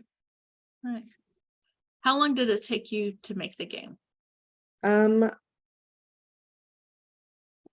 Again, a tricky question because it's been in my brain since 2020. But when I sat down and did the cards, I took a couple hours to just like think through topics. I also picked the brains of some of my coworkers because I have a humanities background. So I was like, what are science kids looking at that need research? And so getting those ideas. But then like I just used Canva to make the card design. So once you have the template, it gets super easy to just kind of like flip through and just kind of change out the little things and assign point values that feel appropriate. Yes. And the collaborators, this, apart from like the very idea, which was Mickey Waldrop, librarian in Georgia, and I were talking about it. And then a pandemic happened and then I kept moving with it. This was all just me making things on my own. And there's Jennifer Silverman asked if I think it could be done in a virtual, and I think there is potential, but I have not yet found the virtual environment or have the coding experience to like build a card game in the online world. Well, if you ever do, I want to play it. So, Ooh, a tabletop simulator, definitely. tabletop simulator, that would be interesting. Adding that to my list. Yeah. I do have to go teach, but if there are other That was the questions, last I will question. follow up. Okay. We're so glad that you stayed for us. Thank you so much, Beth. Really, you. thank you. Hope you have a good class. All right, so that was wonderful. So let's go ahead and go on to Harley Rogers and Brooke Gross. And you guys have co-host privileges already, but you guys can go ahead and talk about your Lost in Translation, Forgotten Librarians, and AI Literacy Development. All right. And we already got questions coming in. So how do you see this changing your information literacy instruction?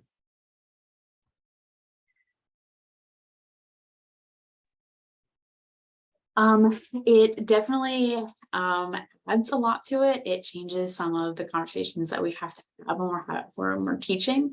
We've heard a lot from different communities, different pockets on campus about usage of different AI tools. And so that's something that we feel that we should be addressing and including when we're talking about information literacy,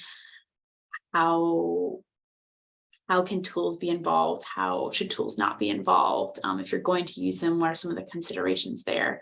It's definitely an ongoing conversation and a complex one. Brooke, did you want to add anything?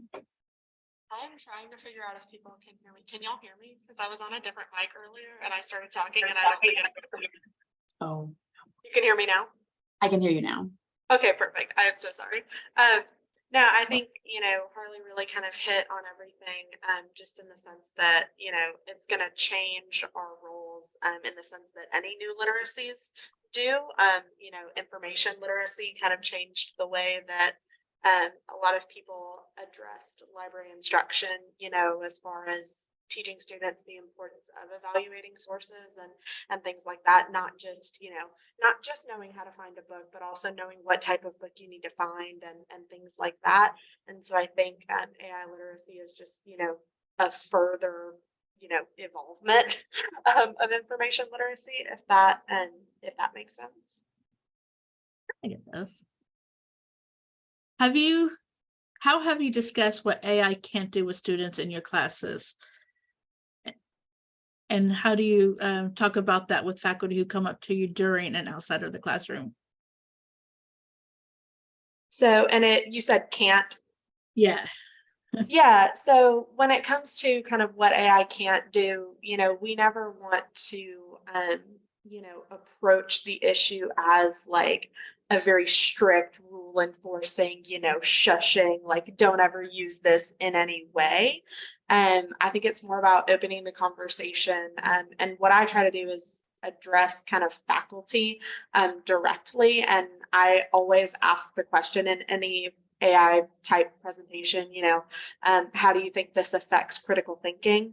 That's something that I know the University of Mississippi is particularly focused on. And so that's how I tend to phrase my approach to what AI can't do.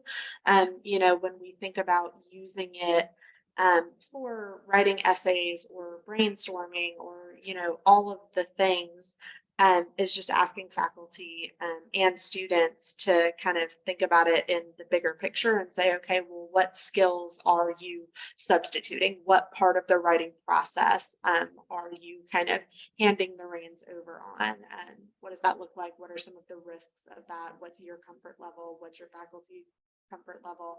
And things like that. And do we have another? Go ahead. I was also going to say, so we have a library AI committee now, and one thing that we've been doing in the committee is actually creating an AI database of all of the tools that we have come across, and we've started to list out actually the pros and cons that we found using it, and also, targeted audiences, where, when, and how they're going to be using it. It's not published or it's not available on a LibGuide or anything like that now, but that is something that we are considering in the future, is to kind of have something that people could look down at and see what tools can do and can't do. All right. How do you work with resistance to AI from faculty who seem mostly to care about students using it to cheat?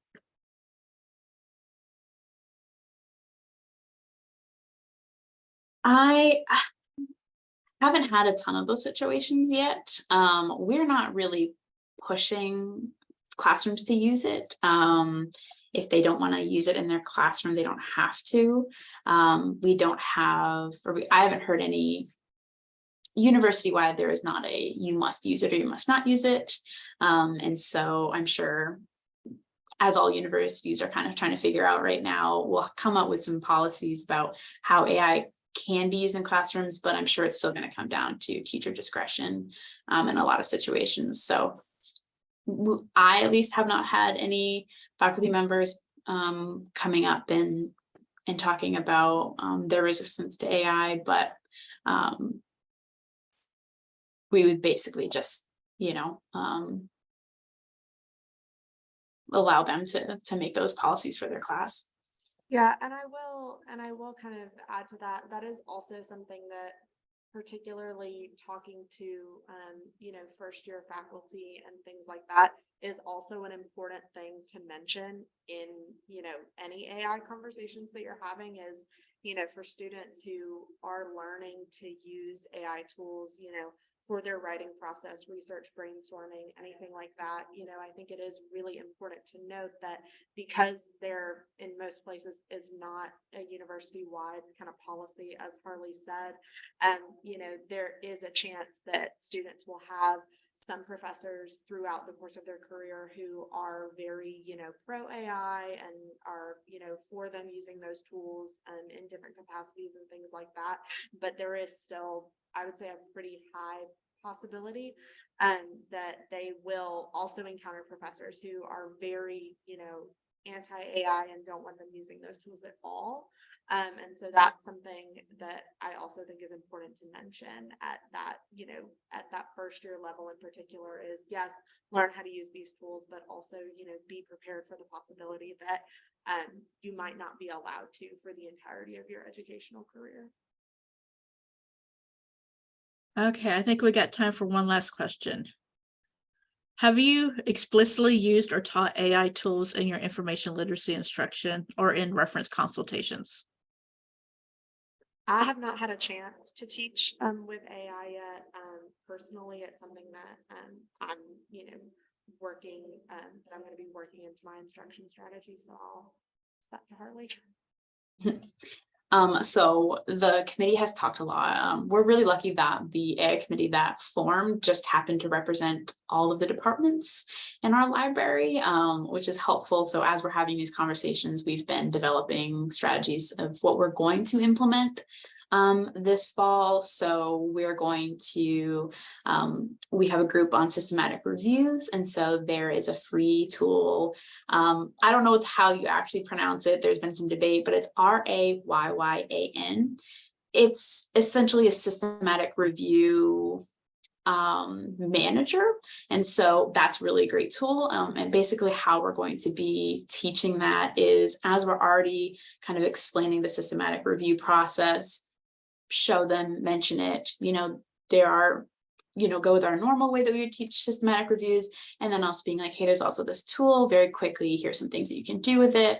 And ideally having some, resources, a LibGuide, whatnot, on the different tools. So Ryan is one of them. We also have a tool. We're looking at getting some institutional subscriptions. It really depends on what we get institutional subscriptions for, what we're going to teach, because you might notice that as you're trying to use a lot of AI tools, it gets pricey very quickly. You can usually do 95% of your project for free, and then the last 5% costs $60 a month. Yeah, it to be determined, those things. All right, well, thank you.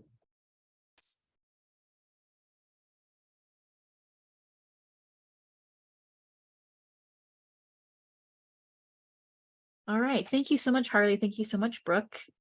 And on to our next one, our last one, zombified student engagement, going for the gold. Melissa, Tracy, Gail, I don't see Justin in, so I think it's just going to be you guys presenting, but feel free to start answering questions and I'll pin you guys to the front of the room. All right, so Number one question, I got two of these and they were the same question. Did you have any problems getting buy-in for this? I'll start and then Tracy and Gail can chime in. Yes, the short answer is yes. Yes, we did. It you notice our section was titled, "Do you want to do what?" And that was kind of the reaction that we got when we shared this with our director at our library. And it took many conversations. Tracy can attest to that, about that. Yes, we're using zombies as the hook, but it's still focused on foundational business research skills that we've been teaching all throughout the years while we were here. We're just incorporating it in a different way. You want to chime in, Tracy or Gail? Yeah. To Melissa's point, what we did was kind of go from the end to the beginning in order to pitch it, because when we talk about when zombies attack, when we go through the workshop, it's kind of unfolding that something has happened, and then we go through the tenets to try to, marshal a response to what has happened. And so what we learned when we affectionately started calling this "You Want to Do What?" because we were getting that type of response, what we decided was that the stakeholders needed to know what the tent poles were, what the foundational principles were. And that was what we actually talked to the students about whenever we introduced the executive summary toward the end, on how they now have learned in Karate Kid style, paint the fence, sand the floor, right? But they have actually learned demographics. They have actually learned, company and industry information, consumer information, and marshaling resources of a particular area. So that, I think, was what started moving the needle. And then when we told them that the deliverable was an executive summary, that's a tenet that happens in a lot of our graduate level classes. And it's something that they can always use polishing on. So this started to get some nods instead of no's in that respect.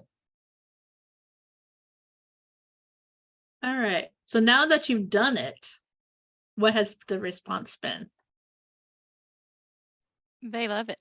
I mean, we taught it with the masterclass with the online MBA students, and then through Tracy's wonderful outreach skills with the various graduate departments in our business school, we taught it to a different group of students, all again business graduate students, through the Business Leadership Center. They host seminars throughout the year, and so we were their guest speakers just a couple weekends ago. We did the zombie session with them, and then we're going to teach it again next month with our executive MBAs as part of their orientation, because of the team building skills, because they put our executive MBAs in cohorts that they do everything together. And our goal with this, again, thanks to Tracy's outreach skills, is to help those new team cohorts gel through our zombie session, because they'll have to work together. Have you had any requests for the zombies in a non-business class?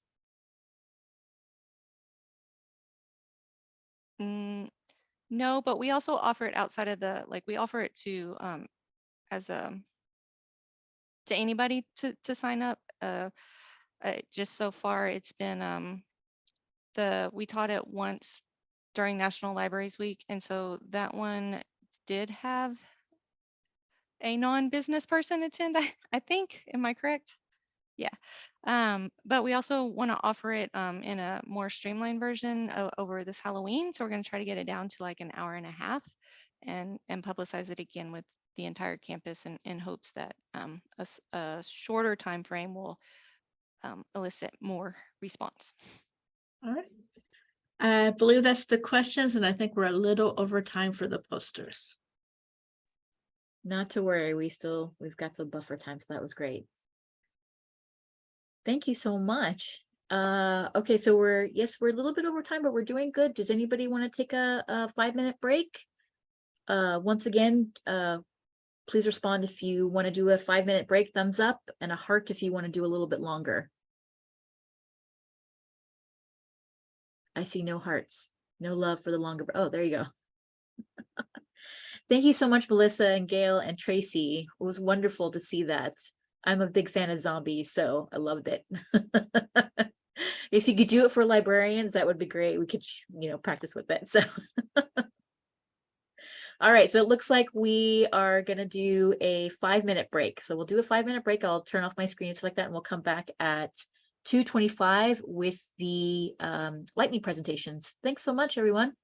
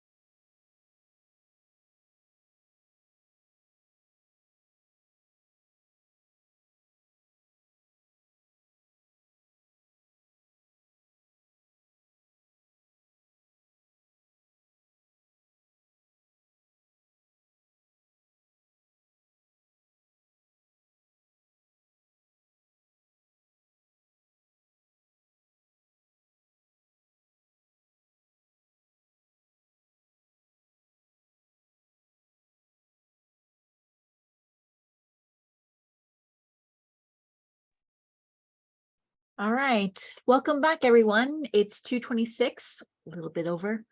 And so I'm going to turn it over to Joy. She's going to help facilitate, moderate this next section with Michael. And we're going to do lightning talks. Go ahead, Joy. Okay, thank you. I'm Joy Hanson. I'm from Central Connecticut State University. 3 of our 4 presentations are actually not on Pacific time. So kudos to all of the people who are on the East Coast and otherwise who are hanging in there and giving us some energy right now. It's a little after, it's about 5:30 here. And in Connecticut, we're expecting a really bad thunder and lightning storm here. So hopefully I will be here throughout this whole lightning talk. So the important thing about the lightning talks is that each presentation is asked to be between 5 and 7 minutes. So we do go pretty quickly.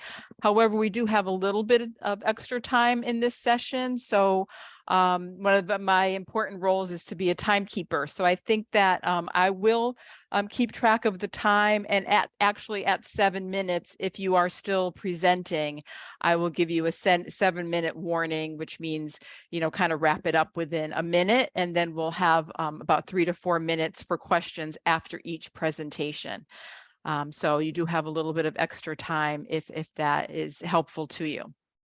I will go in the order of what is listed in the on the agenda. And so we're going to start with educational divides. And our presenter is Brianna Chapman from Marymount University in Virginia. Take it away, Brianna. Yes, hello everyone. I live in Baltimore, Maryland, even though I work in Virginia, and I live right on the Inner Harbor. And we are experiencing on and off rains, which has kind of knocked some of our electricity out in my apartment building. So I apologize for no camera. I've just found that I have enough bandwidth now with my camera turned off. So I do apologize about that, but I'm excited to be here with you all today. And I'm excited to kick off the lightning talks today. And we are limited on time, so I will continue to keep it going and wrap it up. I got 7 minutes, but my name is Brianna Chapman, and I'm the Instruction and Scholarly Communications Librarian at Marymount University, located in the DMV area. In today's presentation, Educational Divides, How to Provide Adjusted Instruction for Classrooms Impacted by Varied Educational Backgrounds, was basically inspired because of my library instruction experiences and my experiences as a first-generation college student that went to a heavy research institution. And for me, my primary education, my school was classified as a school to prison pipeline. I did not know how to read until I was 10 years old. So I definitely understand the student side of not necessarily having the skills to be able to keep up in a heavy research class with my peers that did receive instruction throughout their life, their education, of them being able to have that type of instruction. And we will get started today. All righty. So just a few learning objectives. So our objectives are really, really simple. We will explore how to navigate classroom divides using simple teaching techniques to pivot and be flexible with instruction lessons. And then on the inside, we'll have some reflective techniques to learn from our instruction experiences and also grow, as library instructors. And now diving into, so I like to call this my toolkit words. I love using toolkit words because they help me stay organized and focused. As we all know, some of our instruction classes may have 3 students and others we may have over 100 students, right? So instruction can be overwhelming, and these handy techniques that I have, so my toolkit words, they help me stay focused and not overwhelmed in the things that I have learned. They don't just go right out the window. So when approaching instruction, I keep these 4 words in mind: relatability, simplify language, flexibility of content, and collaboration. And I will go through with these with you. So starting with relatability, I always tell my students, I am never going to lecture at you. I never want this to feel like a traditional lecture. I want this to be collaborative in a way. I want people to be able to speak and express themselves. And one way to get people feeling comfortable is being able to relate to them. So I tell all my students, like, hey, I'm a first-generation student. I did not learn how to read until I was 10. So some things, even as an adult, even as educated as I am, some things I just struggle with because I did not have that primary background education, right? Brianna? Yes. You're back. Hello, can you guys hear me? Sorry. Okay, Yes, we can. Okay, I'm sorry. I'm sorry. Did I cut out? No, you're good. I think someone was just overriding you. Oh, okay. Okay. Sorry about that. But yeah, so relatability. So when I start my classes, instead of jumping directly into instruction, we will have, a fun game to play. So we use Kahoot. So, what do you know about library resources? And instead of them just kind of clicking, the little answers in, I have them shout out. So it'll be like, oh, I didn't know that. And then students will start talking to each other. And again, I will even ask them too, where did you do undergrad if I'm with my graduate students or my students that are undergraduate students? I'll say, who's from the Midwest, who's from the South, who's from the East Coast, who's an international student, to get people talking to see like, oh, we're from all over and we're all here in this class to learn. So I rely on relatability when I first start my classes to get students interested in what we're talking about and what we're going to do that day. And so they feel comfortable to ask questions. Secondly, simplify language. So simplifying language will save your instruction every single time. Language is very powerful, but if you do not know how to use language correctly, you can lose your audience. So for me, I could use the technical terms because I know the technical terms, but I'm going to use more simplified language to connect with my students because I don't know where they're at. So for me at my university, we have a huge international population, right? So some words in English, they may not know the English word, but if I explain the word out to them, they will tell me what that word is in their language and they'll go, oh, I know what that word is, right? So I like to simplify the language so everybody can be on the same page and put things in layman terms. So for example, if I'm explaining how to conduct an advanced search, I'm not going to say Boolean operators, right? People will get lost in that term. I'm going to say connectors. They understand how two things can connect, right? So I am the liaison for forensics and psychology. So we talk about serial killers a lot in my class, right? Because it's a topic of interest. So if I say serial killers and childhood trauma, they understand when I say this is how you connect them. So I use the word connectors. So that's an example of, simplifying language for students. And then also too, giving them real life examples. So when we talk about why articles are retracted and what that means, I give them an example of COVID-19, about people having, using horse tranquilizers saying this will cure COVID. Students have heard that story and they can relate to it. And the language is simple enough for them to understand what a retraction means. All righty. And flexibility of content. I have a lot of students that are coming in from work. They are tired. They don't really want to hear my voice, right? So I have to feel the energy for that class. What is the vibe of that class? Do I have adults that have families that are coming in for a night class that's running from 5:30 to 10? How am I going to flex my content and be able to work with my students on a level that they will be able to retain this information and they feel that it is worth their time? If a student is in your class and they don't feel like it's worth their time, they're going to zone out. And that's where you run into issues where you think you may have put this awesome presentation together, but they're not relating to it. So you want to be flexible with the content that you are sharing. And I always tell people, like, do not be afraid to adjust that lesson plan. Like, you may have went in there saying, we're going to do this, but you get in there and you go, oh, no, we need to do something completely different. And sometimes too, you may come into a class where the students are not yet ready to work on whatever lesson plan you have. So for me, I teach a lot about how do you use databases? How do you research? Sometimes students have never seen a database because maybe they didn't come from institutions that were heavy with using, research as their course assignments. Be flexible and being able to change the content. And again, addressing that educational divide. You have some students that will come in there and go, I came from an R1 or R2. I've done heavy research. I actually have publications. You have to be able to connect with them. I always say I don't like traditional lectures. Just because to me personally, when I was in school, they were a bit boring, right? I have somebody talking to me. Break the students out into different groups, have them collaborate and talk to each other. Be flexible. So for me personally, I will assign different groups and I'll mix the students up and I'll say, hey, I need this group to work on XYZ database and I need the other group to work on XYZ database. I'm mixing it up for these students so they're exposed to different things. Also too, I always ask my students, hey, have you ever used the database? Gauge the class that you were in. And so for my students that are advanced, I give them different things to work on so they still feel like it's worth their time. And my students that may not be advanced, I give them a different assignment to work on, but it still comes together in the end that they're still receiving the same content, just on a different level. So be able to move around and be flexible. Brianna, we're at 7 minutes. Alrighty, I'm going to wrap it up for you guys really quick. Alrighty, my last toolbox keyword is collaborate. Collaboration is so important. A lot of these students do not know each other's name in their classes. For me, I make sure all my students collaborate with each other. And sometimes I know when classes are really big, it's kind of hard to break them up in groups. So one thing that I do when I start classes, especially their research topics, I will say, go around the whole class. Everybody tell me your research topic and why you decided on that research topic. Students will find that they are similarly interested in the same things, or they may have background information, and I allow them to talk to each other. And this allowance of allowing them to talk to each other really brings them together.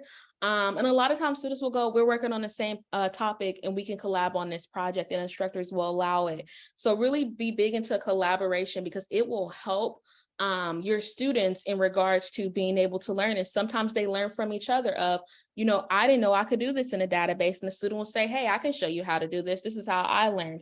So really focus on that collaboration, just being open with your students and being able to talk to them. And then for me personally, the techniques of like after instruction can be crazy. A lot of us as librarians, we did not go to school and learn how to be instructors. We learned how to be instructors on the job. And that can be a little stressful when you are an early career librarian or you're switching roles where you are doing a lot of instruction. For me, I have a reflection journal. I ask myself 4 questions. What is my favorite part about instruction tonight? So I really dig into that. My mind pop moments. My mind pop moments are new things that I learned from students, something that they told me that I learned that I never knew. Also too, my areas of opportunity. Where did I feel that the lesson lagged? What was the energy level? Were my students like really tired? Were they really engaged? I gauge all of that. And then also I go into how can I improve for the next class? One thing about instruction is once you start, you never stop. You're always going to be teaching and you always want to improve. And landing on my last slide, prep work and boundaries is always going to save you. It is okay to say no to instructors. It is okay to say no to students. You have to set boundaries in regards to when you are doing instruction. And boundaries can also look like when you talk to your students. I tell my students, I am from the South. I'm a little bit hard of hearing. I'm so sorry if I seem a little loud to you, but I need you guys to speak up when you talk to me. People on the East Coast talk really low. I'm used to it being a little bit loud.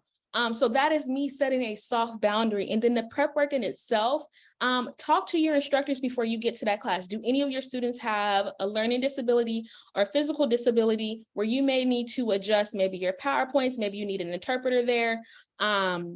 Also to what are the students doing? When you understand their assignments, you're able to help them when you do see a classroom divide. So that prep work is really going to save you a lot of time, and it will also save you a lot of frustration too when you are walking to these classrooms, because again, you are not seeing these students every day. You may only see these students once. You have no background about them. So make sure that you are talking to instructors to get, you know, some deets about the class before you walk into the class versus just, hey, can you come to my class as an assignment? No, I need a little bit more information for you so I can make sure that it's an effective instruction section. And So we have that's just great. one Yes. question. Yep. from So the- that's great, Brianna. Yeah, some great points. And yeah, Michael, if you want to just make some comments about what's going on in the chat, and if we have questions, we have a couple minutes. Some people gave some examples of simplified language and how metaphors might help to explain library terms. One person said that all my students are grad students. I'm afraid that if I simplify concepts too much, they'll tune out because they're bored.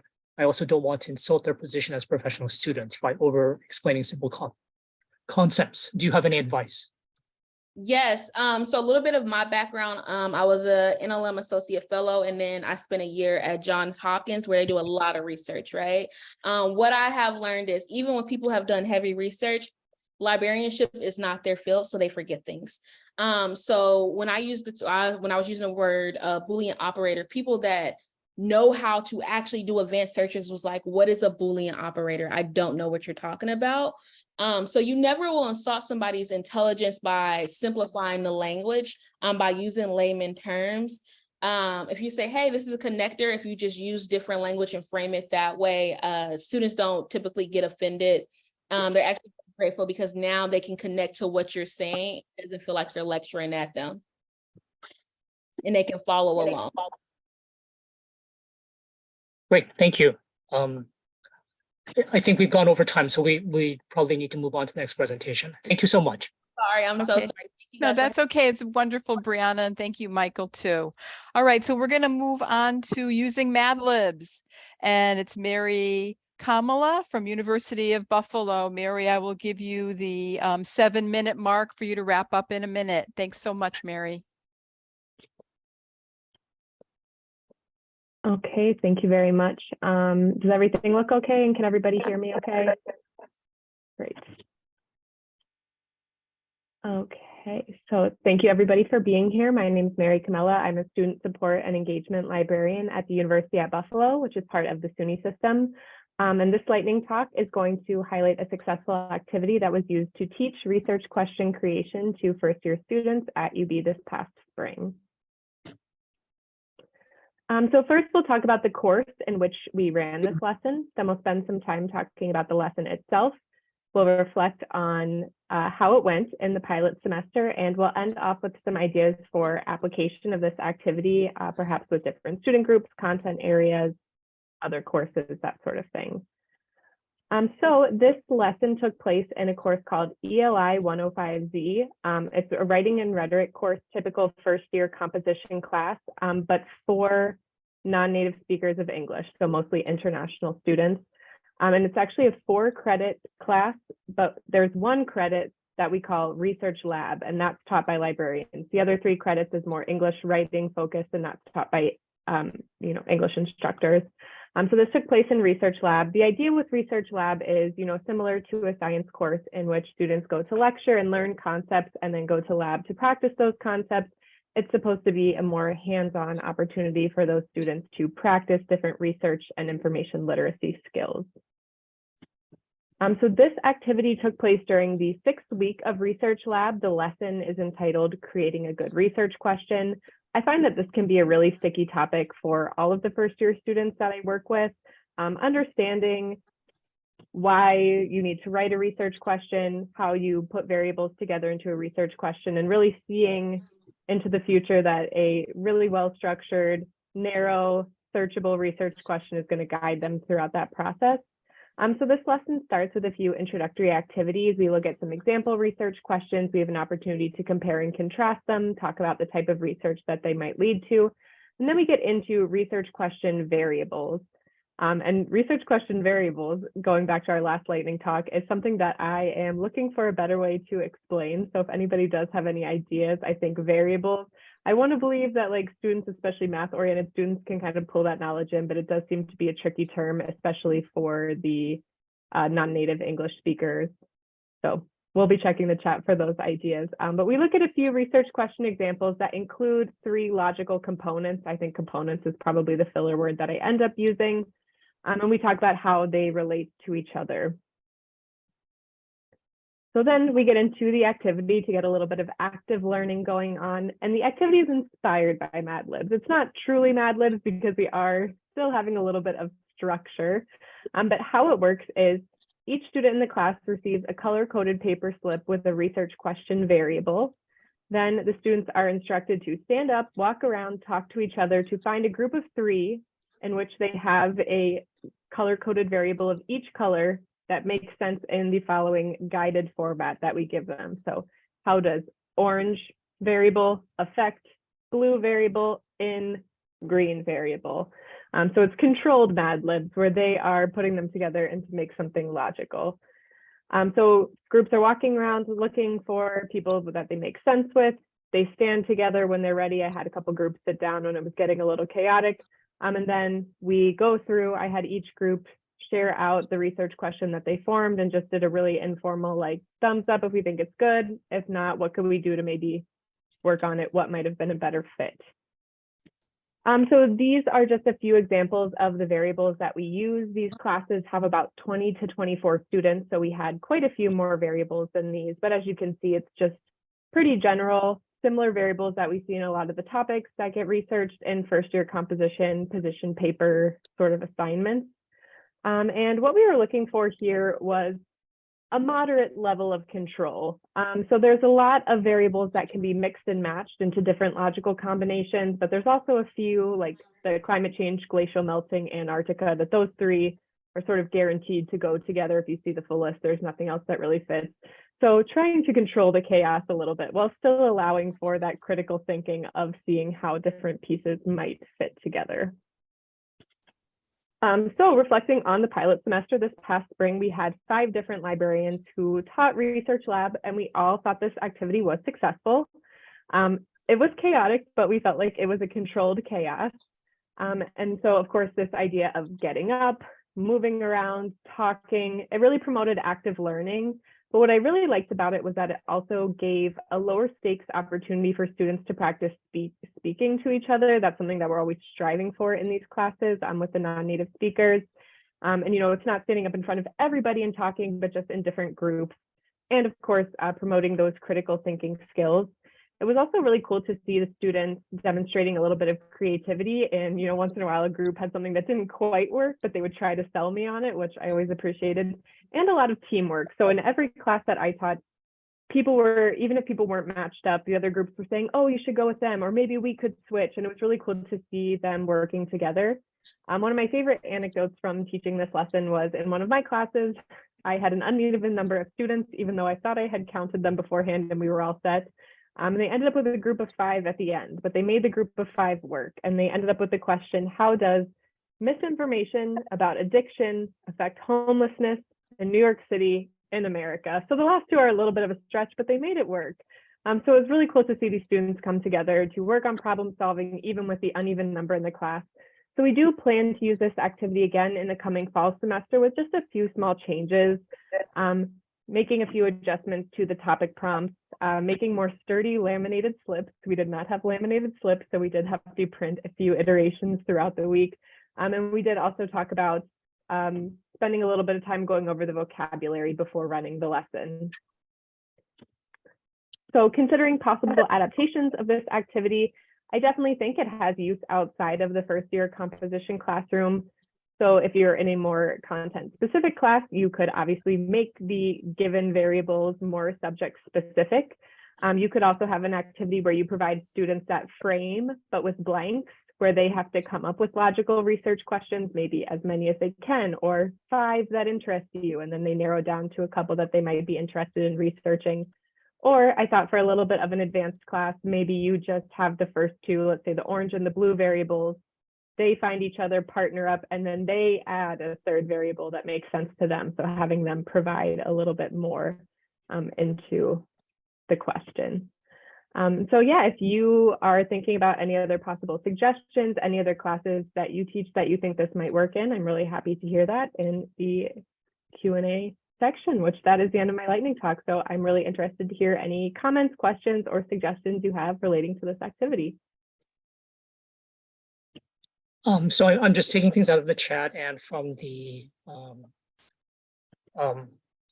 notes. Someone asked, are your prompts available to use under CC or another copyright? They are not at this time. That's definitely something that we might be interested in pursuing once we get them a little more ironed out for the fall. But in the meantime, if anybody does want them, please go ahead and send me an email and I can let you know, send you back the draft of what we've got right now. Great, thank you. Someone says that I'm in the health sciences and I might use this with creating a PICO question. I'm not sure what that is. If someone wants to elaborate. Yeah, me neither. Patient PICO. Mm-hmm. Patient, let's see, what are the different ones? You have Systematic to reviews. Population, population. I have a question. I would think that you've gotten a lot of positive student feedback on using this kind of thing, but is there a way that is reflected in doing assessments for for the instruction? Sure. So in an informal way, so we work with the student. This comes in right at the time when they're formulating their own research questions for the position paper that they're going to write at the end of the semester. So we do see them through their research question development. It comes up in a few of our assignments as we work through that research process, but that's a excellent idea that we should be, evaluating them in tandem. But I do think last semester it improved the research questions that they had going forward. There's a question, what did you define as components of a research question for this assignment? I.e., what parts of the research question did each color represent for you? So how we explain it is, and I'm always drawing Venn diagrams on the board, but basically the relationship between two variables. So that was the first two, I think it was orange and blue. And then usually with some sort of limiter or narrowing idea, whether it's a geographical location, population group, time period, et cetera. So that's sort of the relationship between two things plus a limiter. But I don't think that's the smoothest part of it, as I said. Okay, I think that's all we have time for. Thank you so much, Mary. Very, very interesting. These are so great. They could become a full presentation. So this is just really piquing our interest and really appreciate that. Thank you. The next session is by Emmanuel Tay from Covent and Stewart Hall. I'll start the time when you're ready, Emmanuel. All right, sounds good. Can everyone see my screen? Yep, looking good. Awesome. All right, so just to reintroduce myself again, my name is Emmanuel Tay. I'm one of the high school librarians at Convent and Stewart Hall in San Francisco, California. Today, I'll be presenting some insights gained from implementing reflection into an exercise for our high school students on how to read academic journal articles, making connections to the self-regulated learning literature and the IL frame, authority is constructed and contextual. Self-regulated learning, SRL, refers to an interrelated system of thoughts, feelings, and behaviors that orient learners towards achieving their learning objectives. Zimmerman proposed a three-step cycle of forethought, performance, and self-reflection that self-regulated learners go through, contributing to academic performance. Recent SRL research demonstrates how quality reflection is integral to this process. And more importantly, it has been demonstrated that reflection can be taught in a scaffolded way. There are other SRL models that expand on this three-step cycle, yet these insights into reflection have prompted my own exploration of how reflection can be better integrated into high school library research instruction, particularly for our International Baccalaureate program, our IB program at my school, since thinking about subject areas in depth and in a holistic manner is a hallmark of the program. So my instructional context, the IB program is a 2-year rigorous program where juniors and seniors explore subject areas in depth, culminating with various projects and assessments. Theory of Knowledge, TOK, is a required year-long class in this program where students engage in thinking about thinking, making connections between the arts, language, natural and social sciences, and other areas of knowledge. I'm also a current doctoral student in the School of Education at the University of San Francisco, and this was where I first found Zimmerman's SRL model in my cognitive psychology course, and I was inspired then to implement reflection in my instruction. So I worked with an IB biology faculty member who was interested in teaching students how to read and search for academic journal articles. I led 2 sets of sessions for IB seniors and IB juniors. These sessions involved a presentation acclimating students to the purpose of academic journal articles, why they are written, how they are structured in relation to other kinds of writing. Students completed a worksheet based on an article that I chose along with the IB biology instructor that was related to course content at the time of the session. I also annotated this article to highlight structural features, such as the methods and results sections. The questions used TOK terminology and were scaffolded, moving gradually from descriptive to reflective lines of questioning. For the most part, students completed the worksheet and engaged well with the final reflective questions of the exercise. I left comments on their Google Docs that acknowledged a range of descriptive to evaluative responses, descriptive ones being that, well, they observed the article at a very superficial level. Evaluative ones pose meaningful implications that tapped into their prior TOK knowledge. The course instructor himself appreciated how the exercise gave students much needed exposure to navigate a research article. So let me give you my 3 takeaways from this learning experience. Tap into students' prior knowledge, use the same vocabulary when possible, and have students apply that language in their thinking and responses. Part of the success of this exercise was using TOK terminology purposefully in my worksheet questions, presentation, and concluding group discussion of student reflections. Keeping the IL frame authority is constructed and contextual in mind, we as librarians are perfectly situated to introduce students to the language and culture of academic writing. As novice researchers, students are actively participating in the ongoing academic conversation when reading academic literature and need support to understand authoritative sources. Build collaboration through demonstration to faculty and students. As librarians, we support faculty in their curricular aims. I seize the novel opportunity for collaboration and presented on something that may have been unexpected, emphasizing my time on reading academic journal articles and not on finding them. This also ties into how we collaborate with students. Students need to see and know that we, as librarians, know content beyond the walls of the library. Supporting their learning involves scaffolding the instructional process and having clear, actionable outcomes. Because students don't always see the connections that they can and should be making when engaging in research. We need to construct materials in ways that require students to think about the lesson's main objectives. Integrate reflection on research process in your instruction and your own professional practice. Honestly, like how the two presenters in front of me already alluded to this nature of reflection in our professional practice, because the way how I see it, reflection is arguably a form of active participation. It's a catalyst for iteration and innovation that we can employ as educators to support students in learning about and engaging in research, its norms and conventions, and most importantly, the drive to connect prior knowledge to current research work. We as librarians need to take advantage of this too, to improve our own instructional practice and well-being in a world that does not always acknowledge us as educators. Michelle Riel's book, Inquiry and Research, A Relational Approach in the Classroom, makes similar claims of fostering a spirit of inquiry in instruction. This was definitely a read that definitely informed my own view on reflection, and I definitely recommend it to you as well in helping all of us reflect on instructional practices. So I have some reflection questions listed here for you to explore on your own time. Don't worry. I also noticed in chat that people are asking, oh, when are we going to see the slides? Yes, I know that there will be a recording after that will be presented as well, but also I will share all these slides as well. I'll send a link in the notes that we're all sharing together. So in any case, I hope these questions, the answers to some or all of these questions, will allow you to reflect on your instructional practices and answer the main question that I want to leave with you today. How can you bring reflection into your instructional practice and personal insights from your reflection on research into how you support student and faculty research? Thank you, colleagues, for your time. Great, thank you, Emmanuel. So far, we have one question from the chat. Did you do all the assessment yourself? Did you use a rubric?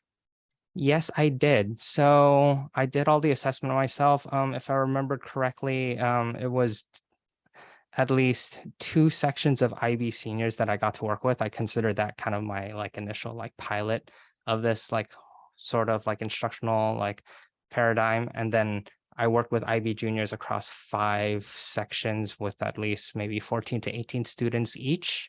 So I was able to work with those instructors of those sections to review student responses on a Google Doc that I created, shared with them. They shared it with me and the course instructor. The course instructor graded it on their own, but I also left behind comments on Google Docs using a rubric just to see that, okay, what did they do? Did they answer the questions? Did they observe the things that I hope they would be able to observe based on connecting what we talked about in class and what they observed in the worksheet on their own?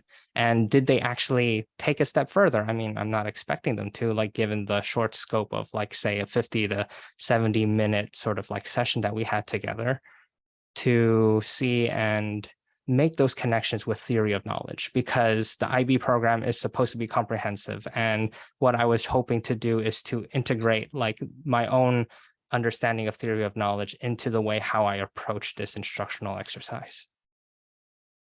Great, thank you. There's a question, how did you explain reflection in terms of students, that students could understand? My chat is working. It's causing problems. The person says I could use that. That's a good question. At least for me, the way how I approached it was it's kind of like something more implicit in the sense that I use SRL, self-regulated learning model, to help me and help inform the way how I approach the instruction. And then students were told that they would be reflecting on their experiences. So reflection to them like also taps into something that they've already like gained in like other classes and other contexts at our school, because my school, just to like add a little bit more context, it's a private Catholic heritage independent school. So K-12 sort of situation. There's at least like 450 like students in the high school.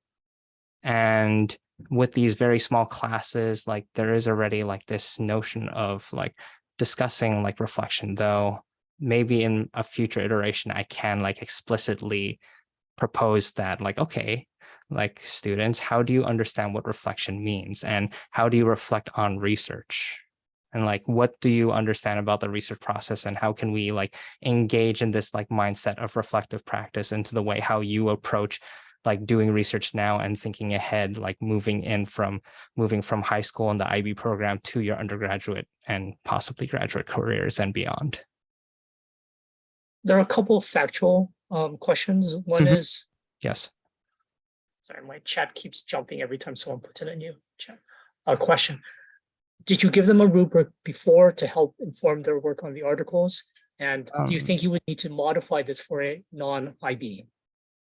I think it's possible to not even think about this like to address the second question, to like modify it for non-IB. Like it's possible to like look at this like worksheet, like if you wanted to look at the worksheet on your own time, like yes, like it uses like theory of knowledge, like terminology, but then the terminology is also like situated in a very specific context, but also at the same time, like when we talk about credibility, when we talk about objectivity, those are words that mean very specific things to IB students, but they also mean like almost something similar to us as like non-IB individuals. So in any case, like I do think that it's possible to adapt this to whatever like sort of instructional situation context that you have.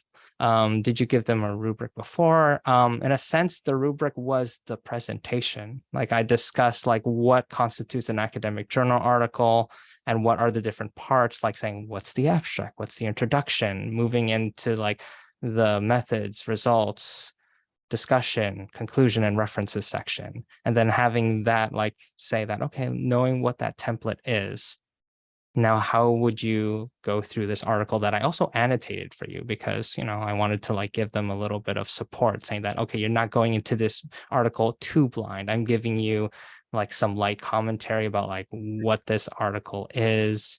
I'm also telling you like, okay, the method section starts here, even though it says like something else, like this is the method section. Great. Thank you so much for a great presentation, Manuel. And Joy, you're going to introduce our next. I am. All right. So our last but not least lightning talk is John Caldwell and Caitlin Tanis from the University of Delaware on sustained collaboration. Take it away. Good afternoon, everybody, and thank you for hanging in there for our discussion on primary source information literacy. My name is John Caldwell. I am the Politics and Public Policy Papers Archivist at the University of Delaware, and I am joined this afternoon by my colleague, Caitlin. Hi, everyone. My name is Caitlin Tanis. I am the History and Social Sciences Librarian at the University of Delaware. So I'm just going to launch right into our presentation. Hopefully everyone can see my screen well enough. Great, I got a thumbs up. Thank you for the confirmation. So this is going to be the outline of our presentation today. A little bit of background. John and I started working together about 4 years ago. I received a request from a history faculty member to do a 3-hour information literacy session. And I thought to myself, I don't want to talk for 3 hours. So I tapped Special Collections to see if I could get one of my colleagues to come and help support me for that class. So that was when John and I started to work together. So when we approached the first session that we did, John and I very quickly realized that we had a very unique or not unique, but at least we had an understanding, being both historians and history majors. So we really approached the session first thinking about the importance of using primary sources. So before I talk about primary source literacy, I wanted to take a step back and just very briefly define what primary sources are and why we think they're important to include in your sessions.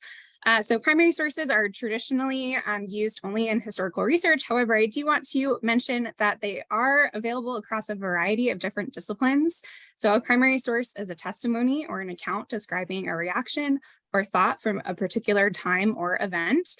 So for example, in law, I'm a legal studies librarian. A primary source would be the law itself. If you're looking at the sciences, you would be looking for empirical research. So primary sources exist across all disciplines.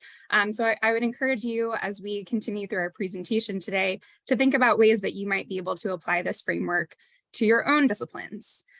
So why John and I think primary sources are incredibly important, regardless of what area you are immersed in, is that it allows students to get multiple perspectives and then compare it to their own perspectives, which is really important to have students to put themselves within their research. And it also, most importantly, I think promotes critical thinking skills and analysis. So we approached our sessions through the framework of primary source literacy, which was developed through a joint collaboration with the Society of American Archivists and the Academic and College and Research Libraries Division. It's quite a mouthful, so I'm not going to go through all of them. But if you're not familiar with the framework, basically the basic goals and basic premise is that a person should be able to use primary sources and conceptualize them, find and access, read, understand, and summarize, interpret, analyze, and evaluate, and then use and incorporate. So when we are approaching our collaborative sessions together, John and I really brought these and framed them within our sessions.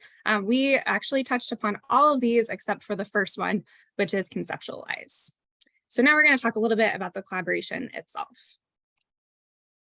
Yes, so why does this collaboration work so well, and how have we managed to sustain it for 4 years, including through and after a pandemic?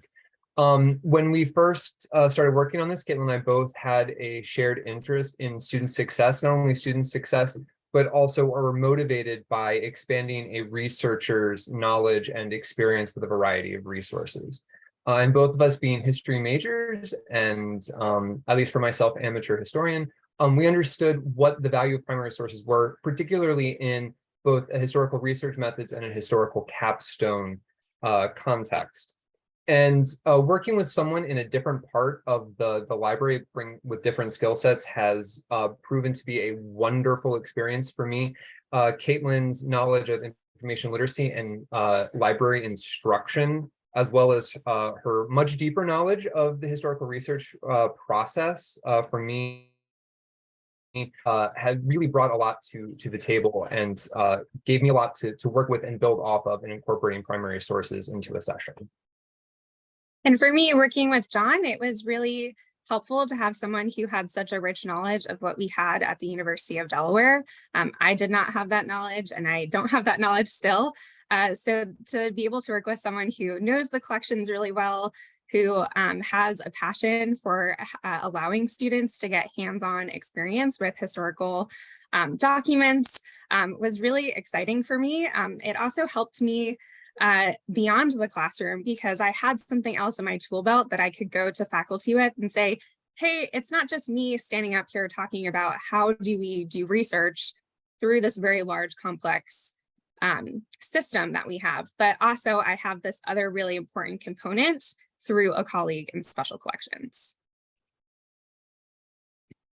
So this kind of collaboration does take a lot of time to build, but it is very much worth the effort. It has allowed me to better understand the needs of our students and our faculty. And so that has very much improved both my relationship with the academic units on campus, but has also kind of helped inform areas of collection development. In terms of less stressful, I'm not responsible for a full session. And especially bringing a lot of rare materials into an environment for experiential learning, having a second set of hands and eyes on the material to help guide students in proper use and security is definitely an advantage. And then through working with Caitlin and someone who deals primarily with secondary sources and that larger environment of information resources, has certainly helped me get a better understanding of what kind of services and resources that we have to give to our full breadth of users. And I will just add a little bit about the last bullet point. John and I have become friends through these past 4 years, but I think it was important for us to create a relationship that is established on trust. It's established on vulnerability, so acknowledging that the two of us don't know everything and we lean on each other to fill in those gaps, but also the fact that we share space and we share our experiences together. And I think that makes us a stronger team.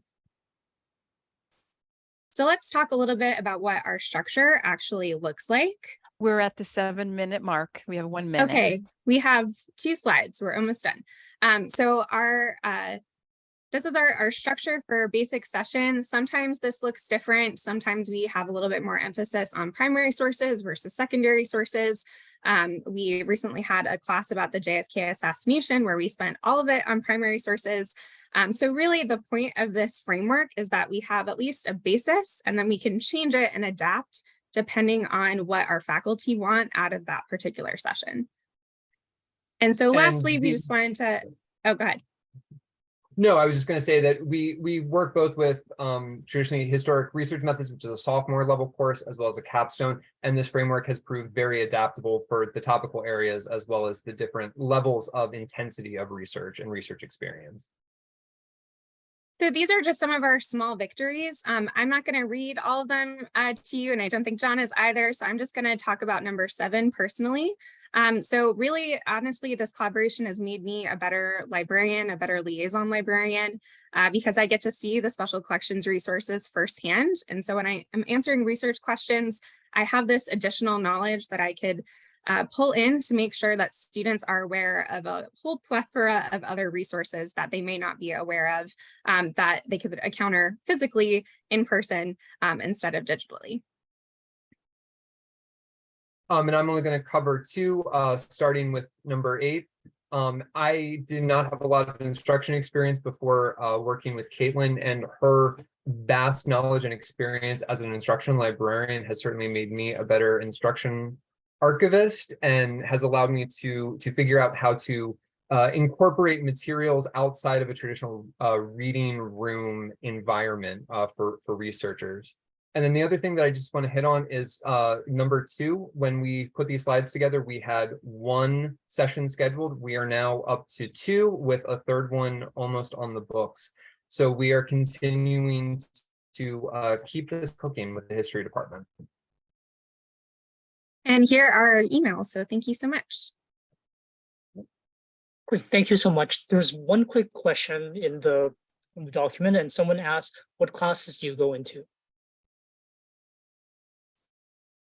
So I can take that, at least to start. So all of them have been history courses. The majority have been History 268, which is the required research methods course at the University of Delaware. It's primarily a sophomore level class, but it does have both majors and non-majors from sophomore all the way up through seniors. So that's been the majority. We have also done a few senior capstones over the course, but the topical areas have varied greatly from World War I, World War II from the Japanese perspective, the JFK assassination, environmental history and the history of natural disasters. And then one of the courses that won for this upcoming semester with a new faculty taker of this collaborative instruction offering is on civics and constitutional history and law. And I could just add that this collaboration has actually extended to other areas and departments. So John and I both have deep connections with the Biden School for Public Policy. So we recently just started offering a number of workshops on government information. So we're expanding to other areas that include collaboration with special collections and special collections material.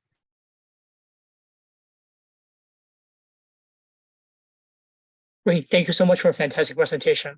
Really appreciate it. Okay, so thank you, everybody. I'm giving a clap to every single presenter during the lightning talks.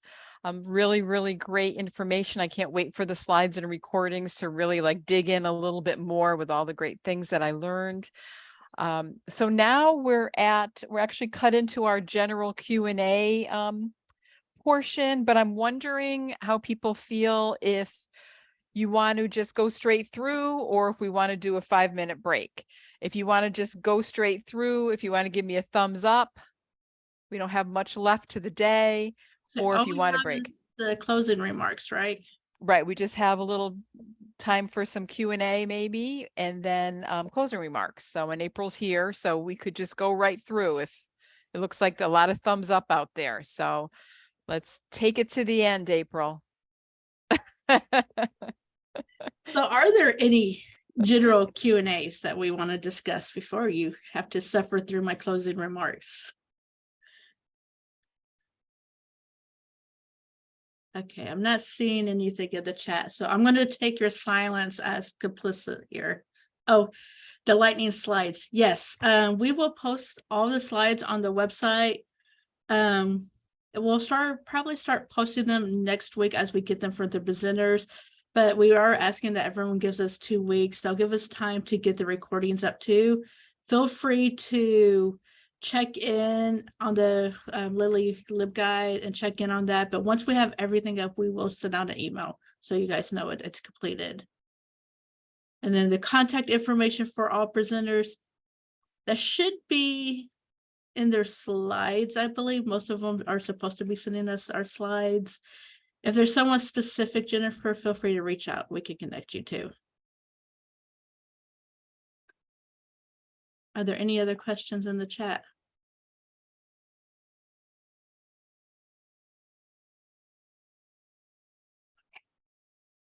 I'm going to speak again. Last time I spoke, you guys started asking questions.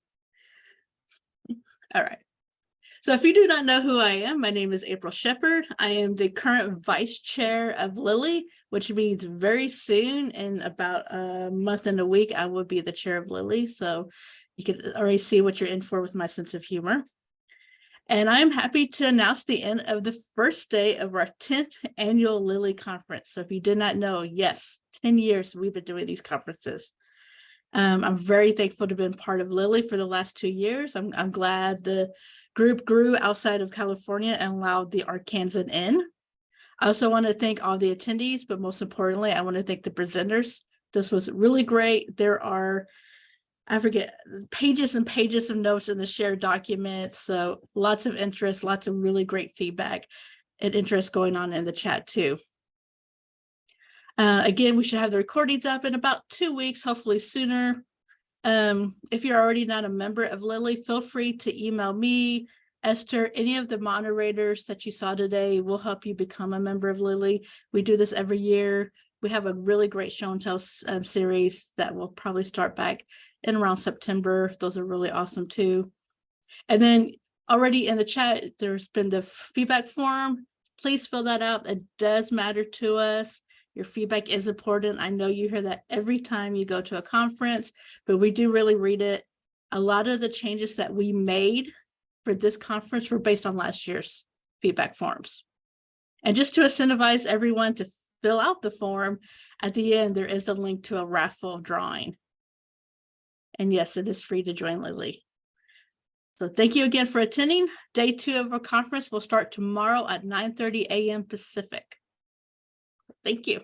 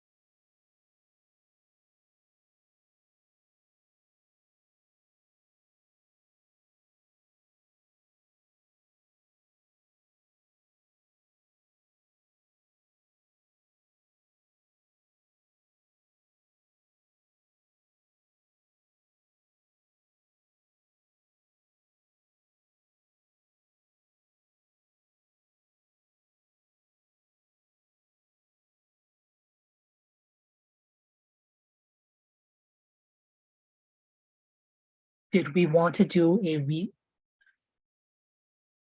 debrief? Question.